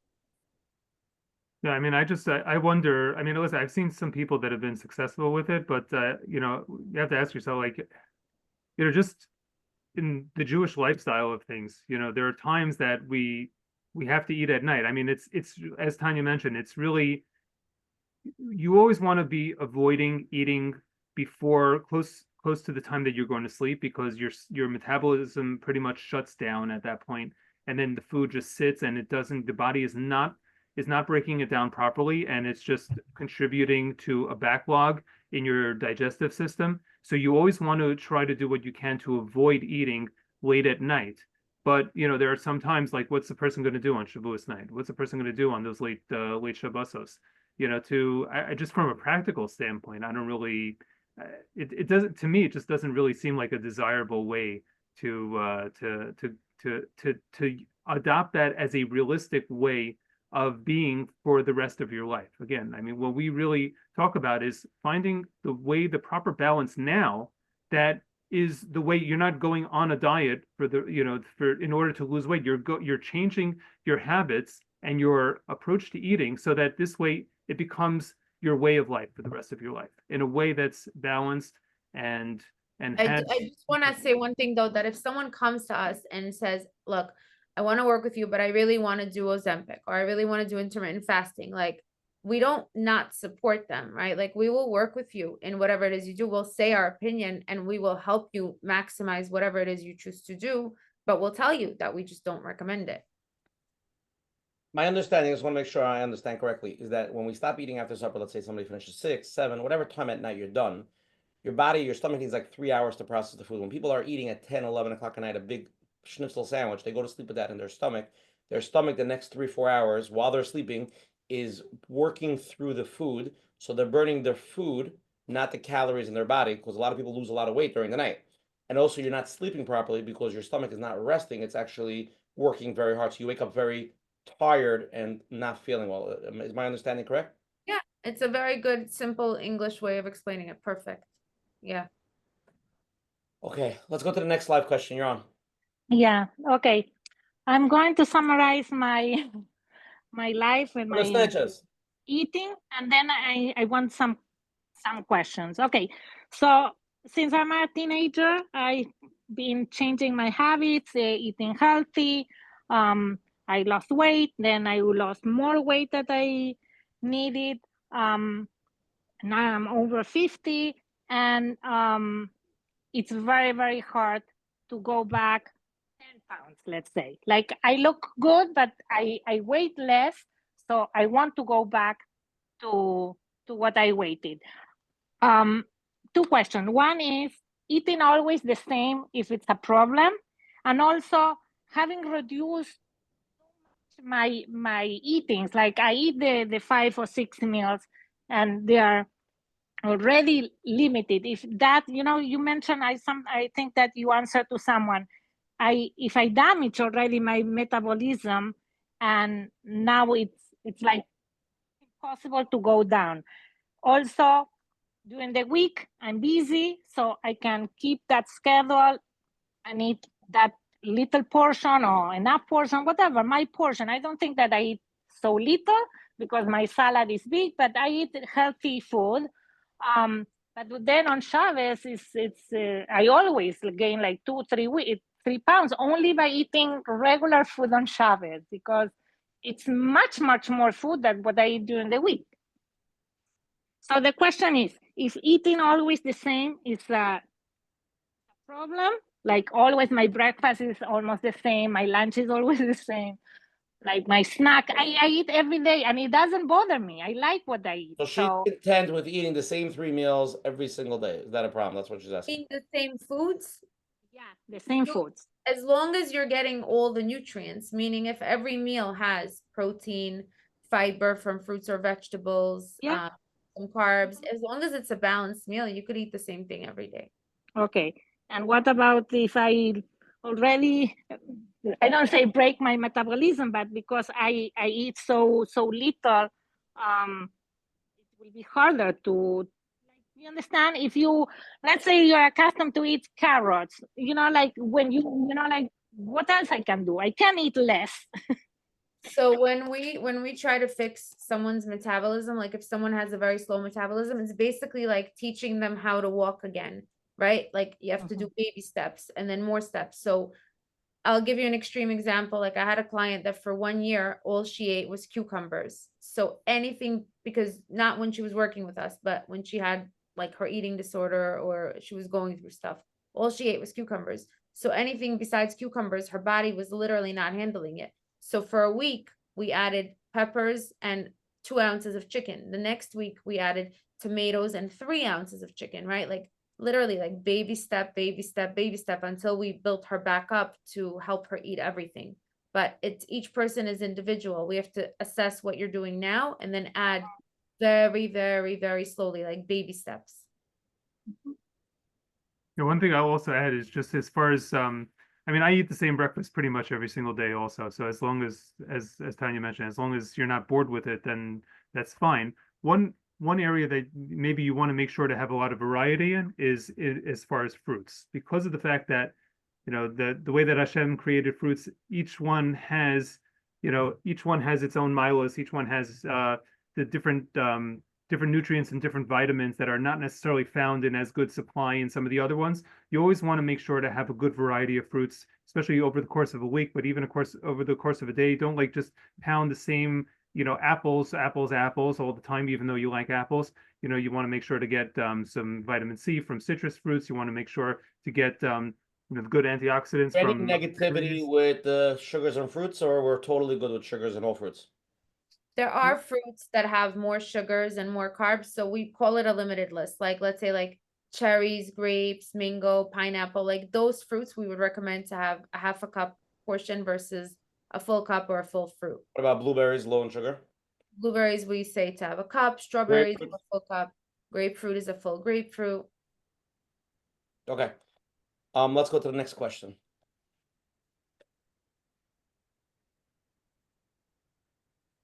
How are you? I have 2 questions. First of all, if there's no side effects for the VitaThins, how come it's not FDA approved? Supplements and vitamins are never FDA approved. It's just not applicable. The FDA doesn't get involved with any supplements or vitamins, so it's just not applicable. And then also my other question was, I did your diet and I was very successful. I lost like 60 pounds. Wow. But I'm having an issue where like I'm still like on it, but every time, let's say I overeat a little bit, like we're not even talking crazy. The next day I'm 2 pounds over. And like, why is that? Because you're checking the next day. Don't check the next day. Give it a little time. You see, that's why I hate the scale in a way, because it throws people off so much. Like it just messes with your head. Like when I overeat, I don't go on the scale the next day. Why would I do that? I just get back on track first. And then I only weigh myself once a week. And then by the time I check on that once a week, I'm back to normal, right? Just don't go on the scale the next day. That's all. But what's like the long-term plan? Because like I know like I went off of it and then I ended up like gaining weight back and things like that. Like what, like do you see success in the long term? Like, Yeah, basically, I know you don't want to hear this, but for the rest of your life, you will have to be careful. Now, there's different levels of careful. Like you don't have to be as careful when you were losing the weight as the way you have to be when you're maintaining. You could be a little looser, but you can never just eat whatever you want and expect the weight to stay off. Neither can I, like neither can most people. Like it's, if you want to maintain the weight loss, you do have to be careful forever and ever and ever and ever. It doesn't mean that you can't ever enjoy yourself one day here and there, but just, I mean, the Don't go on the scale the next day. it's not even if I don't, when I go to the end of the week, it's still higher. So it depends on how much you're indulging, right? Like when we do a maintenance plan with someone, we plan it. It's not random. It's not like whatever, do whatever you want. Like it has to be strategic, just like anything else, Right.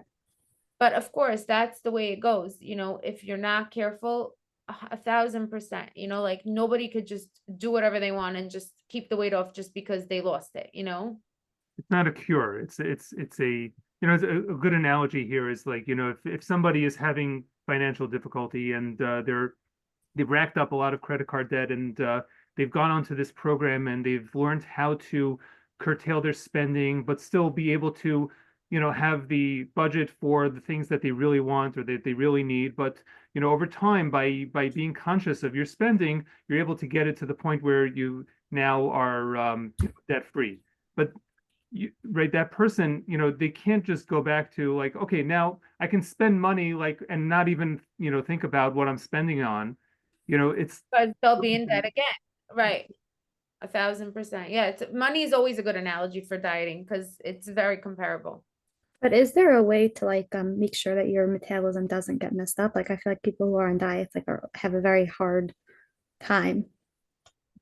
The best way you could ensure to have the best possible metabolism is to eat every few hours, drink a lot of water, do weight resistance, like the kinds of exercises like that are not just cardio, but also resistance, and to never crash diet and don't do extremes. That's the only ways you could ensure your metabolism will be as good as your metabolism could be, not necessarily someone else's metabolism, your metabolism. Thank you so much. Sure. A lot of people are texting about breakfast and people want to know like what's a healthy breakfast, not give me like just a few concepts of healthy breakfast. And people are texting also if somebody can really take a protein shake, whether it's a whey protein shake or not, which gives them the protein, gives them low calories and sugar free or very low in sugar. Isn't that a better option than most breakfasts are pretty? Again, you could have an egg, have an avocado, you can have one slice of bread, but besides that, there's not much breakfast options. You want food? Bushy, you want to eat food? I hear, but if you again a day, a lot of people do protein shakes to fill you up for half the day. So let me tell you what my breakfast is every single day. Like pretty much, unless I really have no time, I take a couple of slices of whole wheat bread, toast some thin mozzarella Munster cheese on it. Ha'olam makes the very thin slices. So this way you just it's only half a gram of cheese right there. So each of them is covered. It tastes delicious coming out of the toaster oven. Along with that, I have a hard-boiled egg or a scrambled egg and a whole lot of vegetables and hummus, and I'm good to go for a good few hours from that. But a lot of people have a fear of washing, Michael. People are deathly afraid of washing and benching. So, yes. Yeah. So, that happens to be there. I mean, there is some of the men on the call might know that there's an Indian that's called Pas Shachris. That there's actually I think that bread has to be white bread and has to have minimum 300 calories. Very You funny. know, People are gonna take that seriously now. right. He's joking, everyone. Please note, this is a joke. Maybe give you pajamas with crackers.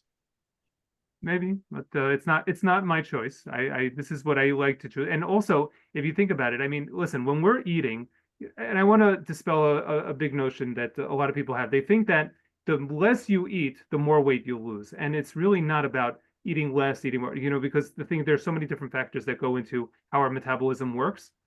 But we eat because the Ribono Shalom gave us food that is the source of our nourishment. And when we connect the eating to the very purpose of why we're eating, and we pause ourselves and we say, all right, well, you know what? No, I'm not going to be benchophobic. I'm actually going to sit down. I'm going to wash. I'm going to recognize as I'm washing my hands that I'm preparing my hands for the purpose that In short, they're talking about conscious eating. absolutely. Mindful. So, and then I sit down without any distractions, you know, and just like, you want to have like, hopefully there'll be windows where you are, and just like look out and like really the sun, food. Okay, And sorry, and can I really- just say, for all of you thinking that it sounds nice and it's like not happening for you, can I give like quick breakfast options? Because like, I don't know about Michael's mornings. My mornings do not look like that. Like I have like 2 seconds. Where are you in the morning that you have so much time, Michael? I don't know. But if you want something like super, super quick, right? A Greek light yogurt, throw in like those little packs of the sunshine granola, like literally just throw it in while you're driving, right? On a red light, whatever. You could do that. You could do like, we have something called a breakfast cookie. That's literally breakfast in a cookie. You could do cereal. I'll tell you the cereals to stay away from. Stay away from anything corn or rice. Anything puffed rice or corn, whether it's cereal, rice cakes, corn cakes, will just spike your blood sugar and just make you hungrier and make you crave more throughout the day. So stay away from that. But you could do like Cheerios, Fiber One, Kashi, right? Put it in like a hot cup, pour some milk over it, cover it, whatever. You can make a smoothie with a Greek light yogurt or skim milk or almond milk and fruits. That's easy. Like for busy people, I just tell them put it in the blender the night before. Just as you're getting ready, like just hit blend. That's it. It comes in sometimes in those cups that you could just take with you, and that's it. I just want to say that for busy people, whatever they heard you say now is amazing, but they're running all day, and if they don't have a plan, they're probably going to eat the wrong stuff, and they're going to be running around. Everybody needs a plan. Everybody needs a plan. So going back to Michael, when he said the mindfulness, you actually do have to stop for a moment to say, which plan am I going to start? And we have to be mindful. Yes, we are very busy, but it's part of that balance of, if you're going to be running around, I don't have time, let me just, what she say, blueberries, okay, let's go. It's not going to work. So it depends for who, because there are people that if they really do have good intentions, they want to do this morning breakfast bread, like they want to do it, but they really won't, right? So it's They need a plan. Right. Either for some people, quick works, right? Like for some people, that's why we have different options. Like if someone's willing to have bread in the morning, great. If not, there's alternatives. To answer the protein shake thing, a protein shake is fine, but don't think that it's like a diet thing, right? Like people drink it in hopes, like, those memes, like I ate a salad, am I skinny yet? It's like the same thing with a protein shake. I drank a protein shake, I'm losing weight. I was giving a lecture somewhere, and this woman literally came over to me middle of the lecture in front of like 300 people to show me her shake. This is what I drink every single day, this protein shake. Why am I not losing weight? And I'm like, you don't lose weight from a protein shake, right? So if you like it, if the taste is good and it's filling, it's fine as an option, but don't think of it as like a magic tool that's going to make you lose weight, because it's not. A few people are texting. They want to know. I'm going to turn to Michael for this. Like, give me some concepts for Shabbos. They find Shabbos between the foods that we are accustomed to eat. What would be like a healthier choices versus what most people are eating? Like, just a few concepts. Like, obviously, we start with the challah, gefilte fish full of sugar, different soups. Main courses with potato, apple, cranberry, kugels, about 17 kugels. So, what are some healthier Shabbos options? Dips. I'm not saying the dips. I'm not saying what your Shabbos meal is. I'm saying what people do and what we could replace that with. That's really the question. Okay, well, I mean, first things first is, and sometimes I go, maybe I'm not as Tanya-esque on some of this when it comes to Shabbos, but anything that if it's something that you really feel that like this is my Shabbos, like I can't imagine Shabbos without my wife's potato kugel, and I really can't. So if you're going to mindfully have a small amount, you can actually extract a tremendous amount of satisfaction from a very small amount, as long as you're really mindfully enjoying that piece of food. Usually what happens is, Shabbos is just like, the table is just full of things. I want a little of this, I want a little of that. And then before you know it, you're eating a ton of extra stuff, which, and then you forget to enjoy it. So then you have to take some more. So that's the first thing I would say. But like you want to ask yourself, all right, like if I'm going to give myself extra allowances this Shabbos, so what might they be? Again, this is where preparation comes in. It's not just, if you're coming into the meal and you're just like, okay, whatever is there, whatever looks good, I'm going to take from. So then it's more the approach and the attitude than it is the specific foods. However, there are some specific foods that you certainly want to add, and that is you want to make sure to have a good healthy supply of all kinds of different vegetables, vegetable dishes, and things like that. So go more on the salads and less on the kugels, so that this way, there's, everybody has to realize, figure out what works in their home, because, it's sometimes, you can tell your wife like, okay, well, you know what, don't make 7 kugels this Shabbos because I just can't help myself.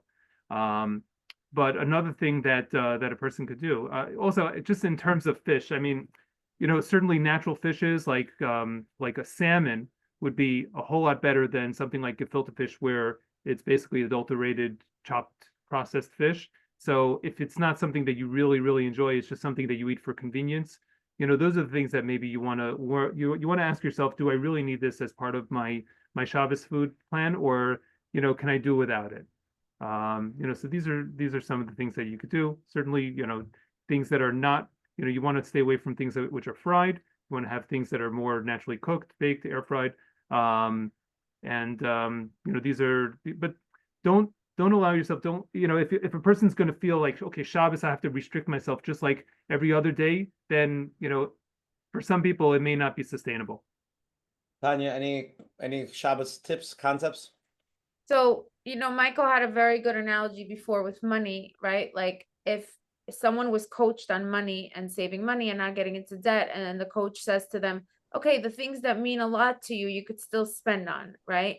So if that person says, well, my Starbucks means a lot to me, and then the coach says, okay, great, let's work in Starbucks, and my Chanel shoes, oh, and my Ferragamo belt, oh, and I have to go away to Israel for Sukkot, right? Like, chill. Like, you have to figure out like what really is important to you, right? Because if it's this and this and this and that, then you're not getting anywhere, right? So you have to be honest with yourself, right?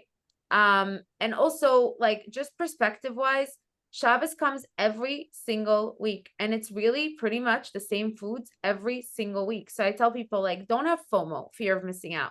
So like, let's say this week you stay strong and you don't have the gala and the kishka and the liver and the 40 dips. Okay, so next week it's going to be there again. Like, there's nothing that's not going to be there again. So just remind yourself that. Okay, another question people keep on asking is actually an interesting question. Think about it. So dinners, fleischiks, you could eat grilled chicken, meat, right? There's a lot more options, healthy. For a milchike dinner, right? Everything is pasta and cheese. What would be considered like an overall healthy dairy dinner? Pasta and cheese, but portioned. So pasta is full of starch and full of calories. It's bread. Right, but portion. So that's what we do. We portion everything. There's hardly any food that we don't put on the plate. So you could have pasta and cheese, but you have to measure the pasta. So anywhere between half a cup to a cup, depending on who the person is. That's a very small portion. Listen, like, you're going to go, most nutritionists would tell you don't eat pasta at all. We're like telling you how much to have. So like, don't get greedy. You know what I'm saying? Like, we're telling you how to have it. You can't have tons of it, but you could have some of it, right? But another option is to take spaghetti squash or like spiralized zucchini, and then you have like a lot of volume, and melt cheese, or like a baked potato with cheese is very filling with a salad. We have delicious dairy meals that we sell, like pizza, baked ziti, eggplant parmesan, lasagna. You could do a homemade pizza. You could do your once a week pizza from the pizza store. There's definitely options.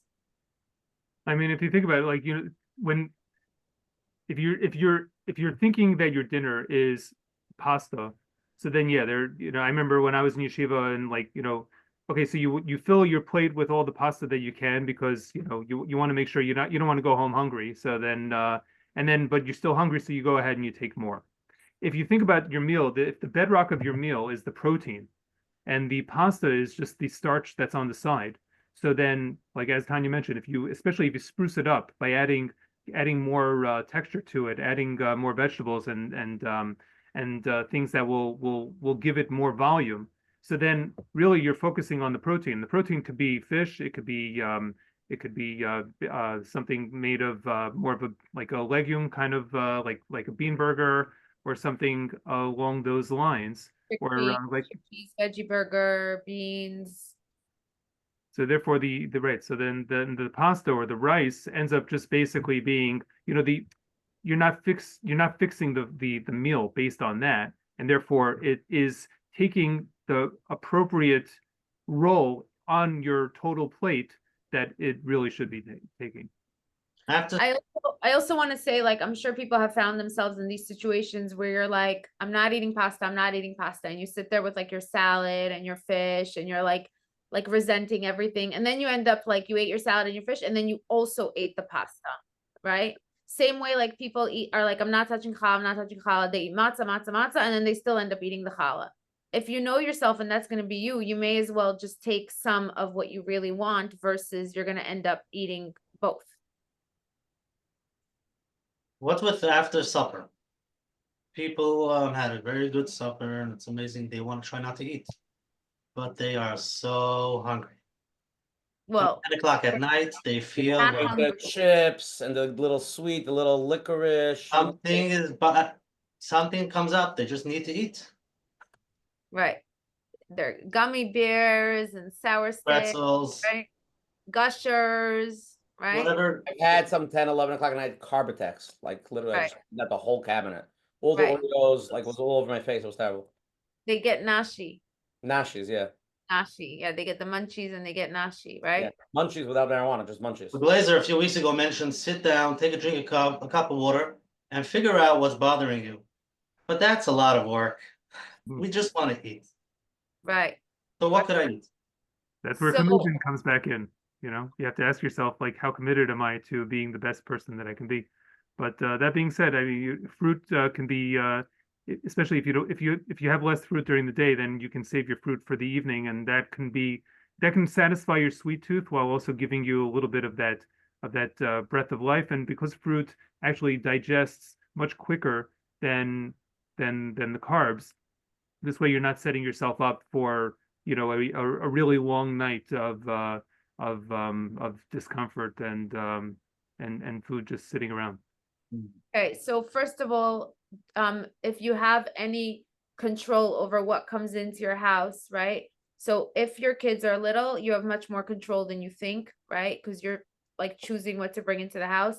And everyone who keeps saying it's for the kids, it's for my husband, it's blah, blah, blah, like that's kind of like inner child. Yeah, that's excuses because it's really for you. So first of all, don't have it in the house because most likely you're not going to get into the car and start driving to find it. I actually once had a client that took my advice, cleaned her house out of everything, and she woke up in the middle of the night. She felt desperate and she baked herself a cake from scratch, not from a mix, from scratch. Like she put all the ingredients together, she blended it, she put it in the oven, she waited 45 minutes till the cake was ready. Okay, but that's extreme. Most people, if it's not easily there, are just not going to do it. So don't have it in the house, first of all. Second of all, brush your teeth and close the electric on the ovens after 11 o'clock. Like it just goes off. In her case, yes, totally. And the car, hide the car keys and whatever. Uber Eats should be off everybody's phones, especially Uber Eats the worst. Yes. The worst. Uber Eats should be like usser. It should be usser on everyone's phones unless they're at like work and they need to order lunch or something. So brush your teeth, floss your teeth. Put away the food. Like a lot of times people have their dinner out and leftovers out, or like if they had guests and the cake platter is still out, like it should not be in your face. Brush your teeth, floss your teeth, get out of the kitchen, drink a lot of water, distract yourself, find other things to do. Like food is not the only entertainment, right? And then if you still need something, we do put in something every night called a treat. We give everyone a different calorie allowance of how much extra they can have if they need. But like Michael said, it's better to first take a fruit, but like it's like a heter. Like if you really need, you could take X amount of calories at the end of the day. In Which general, was when we discussion. want to, sorry, in general, when you want to lose weight, even with Tanya's diet, at the end of the day, we're going to do a calorie deficit. Yes, it's much more complicated than that, but yes, of course, you have to eat not too much in order to lose weight. Yes. Okay, let's take one more live question, then we're going to go to the closing segment. Okay, Tanya? Yes, sure. Okay, last live question. Hi. My question is as follows. It's interesting, as I was listening to the lecture, I was thinking about my eating late at night, and I realized it's because of something that I don't want to feel. So that was helpful. But then sometimes I'm hungry at night, and like if I take a fruit, I kind of feel that it opens up like cravings that it never ends with the fruit. I'm wondering, I don't have I try to eat balanced, but I don't have at night when I am hungry and I'm afraid that I'm not gonna be able to sleep because I'm hungry. Maybe I eat in order not to feel something that I don't want to feel at night. But something that I could eat that doesn't totally offset my, into the crave, like a fruit. The fruit is for me like sugar, and it leads me down a crazy path. Am I making sense? You're making sense, but I don't think the answer is food. I'll tell you why. It's like if you would tell me that your leg hurts and I would tell you to go check your, I don't know what, your eyelashes. Like I wouldn't really be helping you, right? Like if you're dealing with uncomfortable feelings, right? And you're asking what you should eat, right? Instead of something. I'm in therapy. I'm in therapy for it. I've had trauma. I know what it is about. But Okay. my question, the clue is sometimes I am hungry. Yeah, there's always this fear of like, and I realized that as I was listening to this gorgeous lecture, I was like, yeah, my night eating is definitely in order not to feel feelings. But if I am feeling hungry and I want to eat something, what can I eat that's not going to bring on that, sugar high, that So kind of. maybe you could have like, let's say like 5 to 8 almonds. Or like if you're not fleshsticks, like let's say like 2 to 3 whole wheat Melba toasts with like a string cheese. It's like something with like either like a healthy fat or like a carb and a protein. Almonds are great for that because they're easy and they're,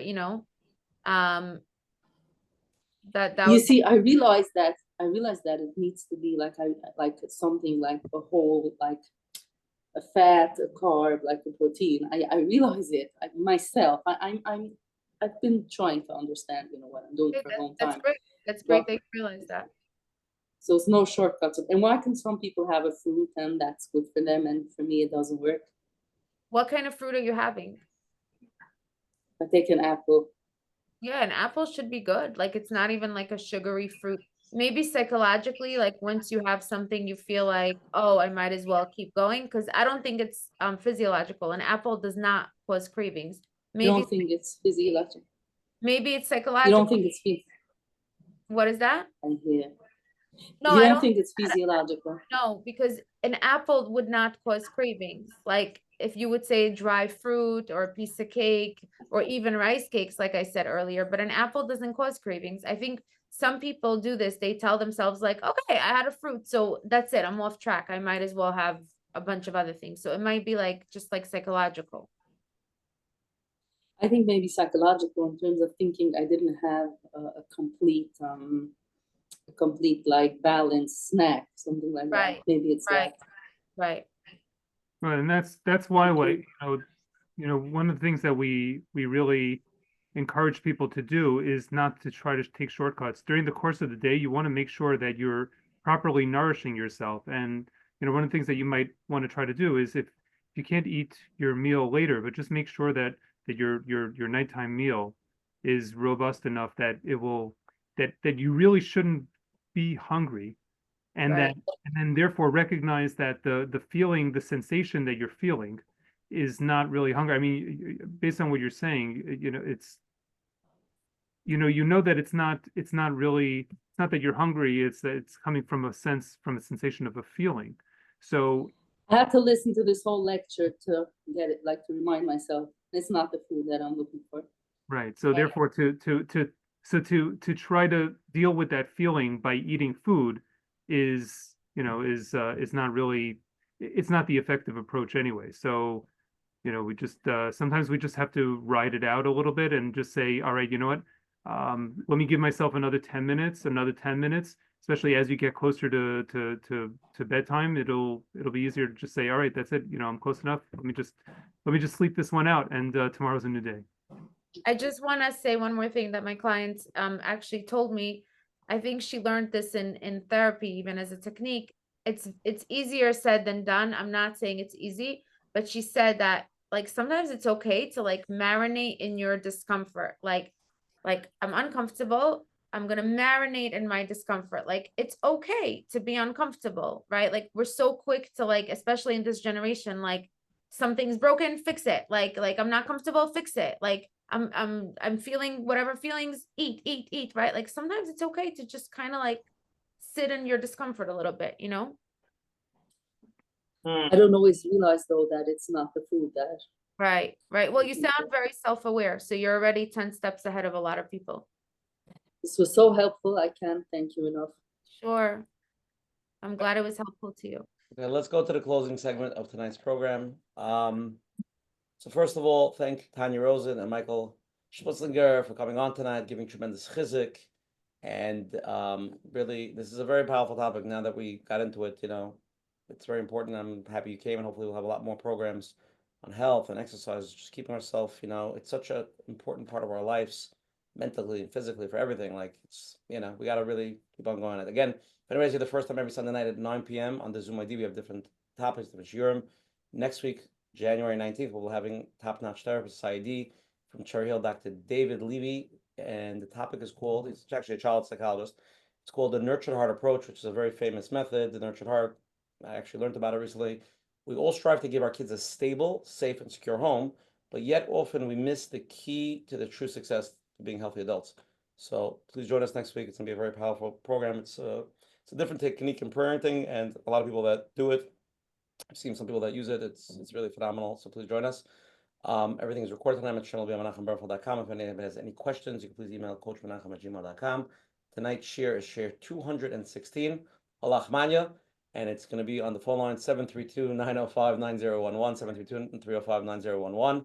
Again, thank you to all the advertising sponsors, Lakewood Scoop, Area 5 Town Central, Chayla Kaufman from JCN. And we're going to go to the closing segment. I'll go first, Menachem, Michael, and then Tanya. I just want to say again that my own personal experience is, we could all say we want to have this. At the end of the day, we have to look inside ourselves and see what we want to do, what we really want to do. And if we need to get the help, there's people out there, whether it's Tanya, whether it's somebody local, whether it's somebody, your friend, whether it's a group, whether it's Weight Watchers, whatever works for you, do something about it, be serious about it. Like I said before, if it's really a priority on your list and it's something that really means something to you, again, this is a lifelong battle. It's a struggle. Somebody just texted me, he lost 100 pounds. He says for 17 years, he struggles every day not to go eat cake at 10 o'clock at night. It didn't get easier. It's hard for him, but just like it is what it is. I'm not going to do it. Obviously, the more we get used to certain things, the more I personally stopped eating after supper. Just from that alone, you lose 5-10 pounds without doing anything. It's something that I got used to, right? But every once in a while, I get hungry or I get that feeling. It's not hunger. I'm going to go take a fruit. That's my backup. It's constantly working on life shifts on yourself. And exercise, whether it helps you lose a little weight, ultimately exercise brings down your risk of cancers, brings down your some of the guys I work with, they told me when they were in the 45, they went to the doctor, they had high cholesterol, they were borderline diabetics, and their overall health was the bad cholesterol, the non-exercise was terrible. Like they're basically in the next year or two, doctors said they're going to be on medicine and insulin. They all went to running, these two guys, they're 70s now. They said 6 months later, went back to the doctor said, you're totally clear, your blood, your sugars are normal, your cholesterol's good. I had another friend that was going on heart medication just now. He lost tons of weight because he knows this is the beginning of problems. He lost 40 pounds in a very short period of time, and he has a clear bill of health. So these are like, exercise is a serious thing for your life. So you're either gonna pay for it via doctors and medication and who knows what, or you're gonna pay for it by sweating or dieting and doing this. And we all think it's not gonna happen to us, but ultimately it happens to everybody. So that's what it is. And I'm very thankful for Tanya and Michael for coming on tonight and really just explaining the things, understanding that there's a lot of options out there. It doesn't have to be fanatical. It doesn't have to be like, okay, I'm eating only alfalfa sprouts. There are, right, Tanya, you have other options besides alfalfa sprouts, just confirming? There are methods. You can be more extreme, you could be less extreme, you could do what you want to. There are people that go on a very extreme thing and then they, titter out and then they go into regular, and people that do slow. Whatever works for you, find the person, find the technique, and be serious about it. Ultimately, when you do lose weight and ultimately when you do exercise, you're going to feel 1,000 times better about yourself. It's going to help your mental health. It's going to help everything around you. And you're going to be gesund. And maybe we'll start saving money so we can make a normal kiddush. I could serve a little Tanya blueberry muffin.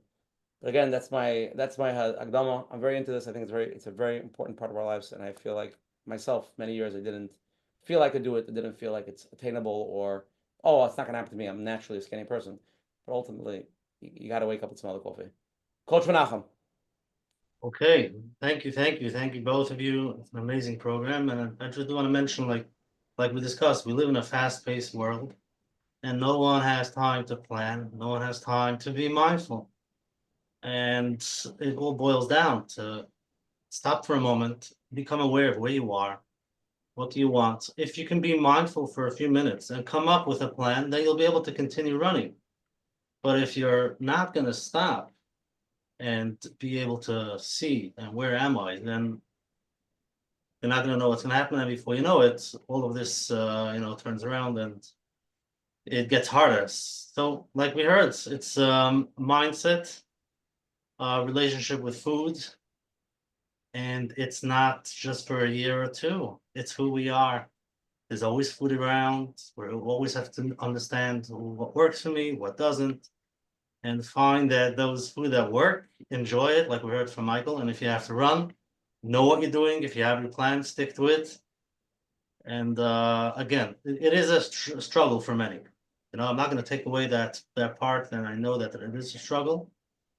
But to be able to come up with a plan, come up with knowing what works and what doesn't, hopefully you get back into self-control.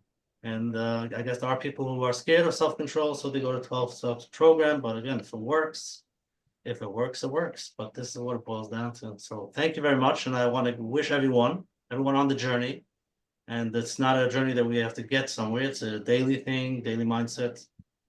That we should become clear, we should know what works, and we should feel good about ourselves. And then we can start off Yomi. We can start feeling good in other areas in our life, in Mitzvah Hashem. Just before Michael goes, just a few questions people are texting. People want to know if they reached out to Tanya or Michael, you guys are only in offices or there's virtual A? We Tanya? work remotely, all over, on Zoom, on WhatsApp video, on phone call, anywhere.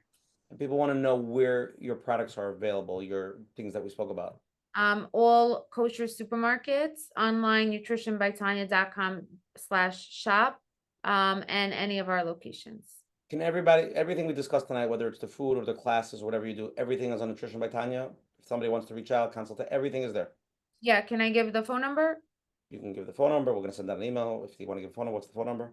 Phone number is 844 Tanya Diet, which is 844-826-9234. 844-826-9234. Very easy, Tanya Diet. If anybody has any questions, you could call the office, speak to the people there, whether you're them or anybody else. Michael, give me your closing thoughts. Okay, thank you. So I just want to thank everybody for coming here and joining, and the fact that you took time out and that you felt that you felt stirred to be part of this. It's your way of showing yourself that you care. And just remember that, as Usher and Coach Menachem mentioned, that you are your own individual. There is no typical, there is no average, there is no normal. You have to decide for yourself, what is, and some of it is, I tell my clients, you always want to be using this time to learn as much about yourself as you can, because the more informed you are about yourself and your tendencies and what really is going on inside your mind and inside your body, the more equipped you are to be able to be the best version of yourself. So just keep at it, and just make sure to always be looking to see, all right, forget about everybody else. What is my next logical step in the step forward to being the best person I could be? Thank you, Michael. That was beautiful. Thank you. Okay, nutrition by Tanya. So I just wanna, I didn't even think of that, but that's very true what Michael said. Like the fact that everyone is here, unless you came because you thought you're gonna like get Ozempic prescriptions, but like it means that you care. You're here because you care. You're interested in bettering yourself, which I always give everyone credit for. I think that's amazing. So I want to thank everyone, and I just want to say two quick things. One is that I always say, like, if I could just like pick one thing that people would, you know, walk away with, whether it's like a client one-on-one, a group client from this Zoom, whatever it is that everyone basically cheats on their diets. There's no such thing as someone that's like always perfect, never cheats, never touches a piece of cake, myself included. I just told you earlier, I love cookish cake, right? But I'll tell you the difference between people who are successful long-term and those who are not. And there's just one difference. It's not even what kind of plan they are. It's not what diet they did. It's one thing and one thing only. It's the people that know how to get right back on a minute later, not next week, not next month, not after the next holiday, not after the next kiddush, like literally like a minute later, as if nothing happened. Those are the people that do well long-term. So the next time that you eat something that you know you shouldn't be eating or is not in line with your goals, instead of like letting it spiral and continue, literally just pretend nothing happened and get back on. It's a game changer. And the other thing I wanted to mention, which I know is not specifically in line with nutrition, but this is a Jewish podcast and this is about Torah. And I want to say that it's so like, just like we daven for other things, don't forget to daven to have an easy time being on your plan, being on your diet, sticking to your diet. In the folders that we give new clients, there is an actual tefillah to succeed on a diet. You can email me, Tanya at nutritionbytanya.com, subject line dieting prayer, and I will have the office send it to you. There is an actual prayer. I did not make it up. People always ask me if I made it up. I do not make up prayers. That is not my domain.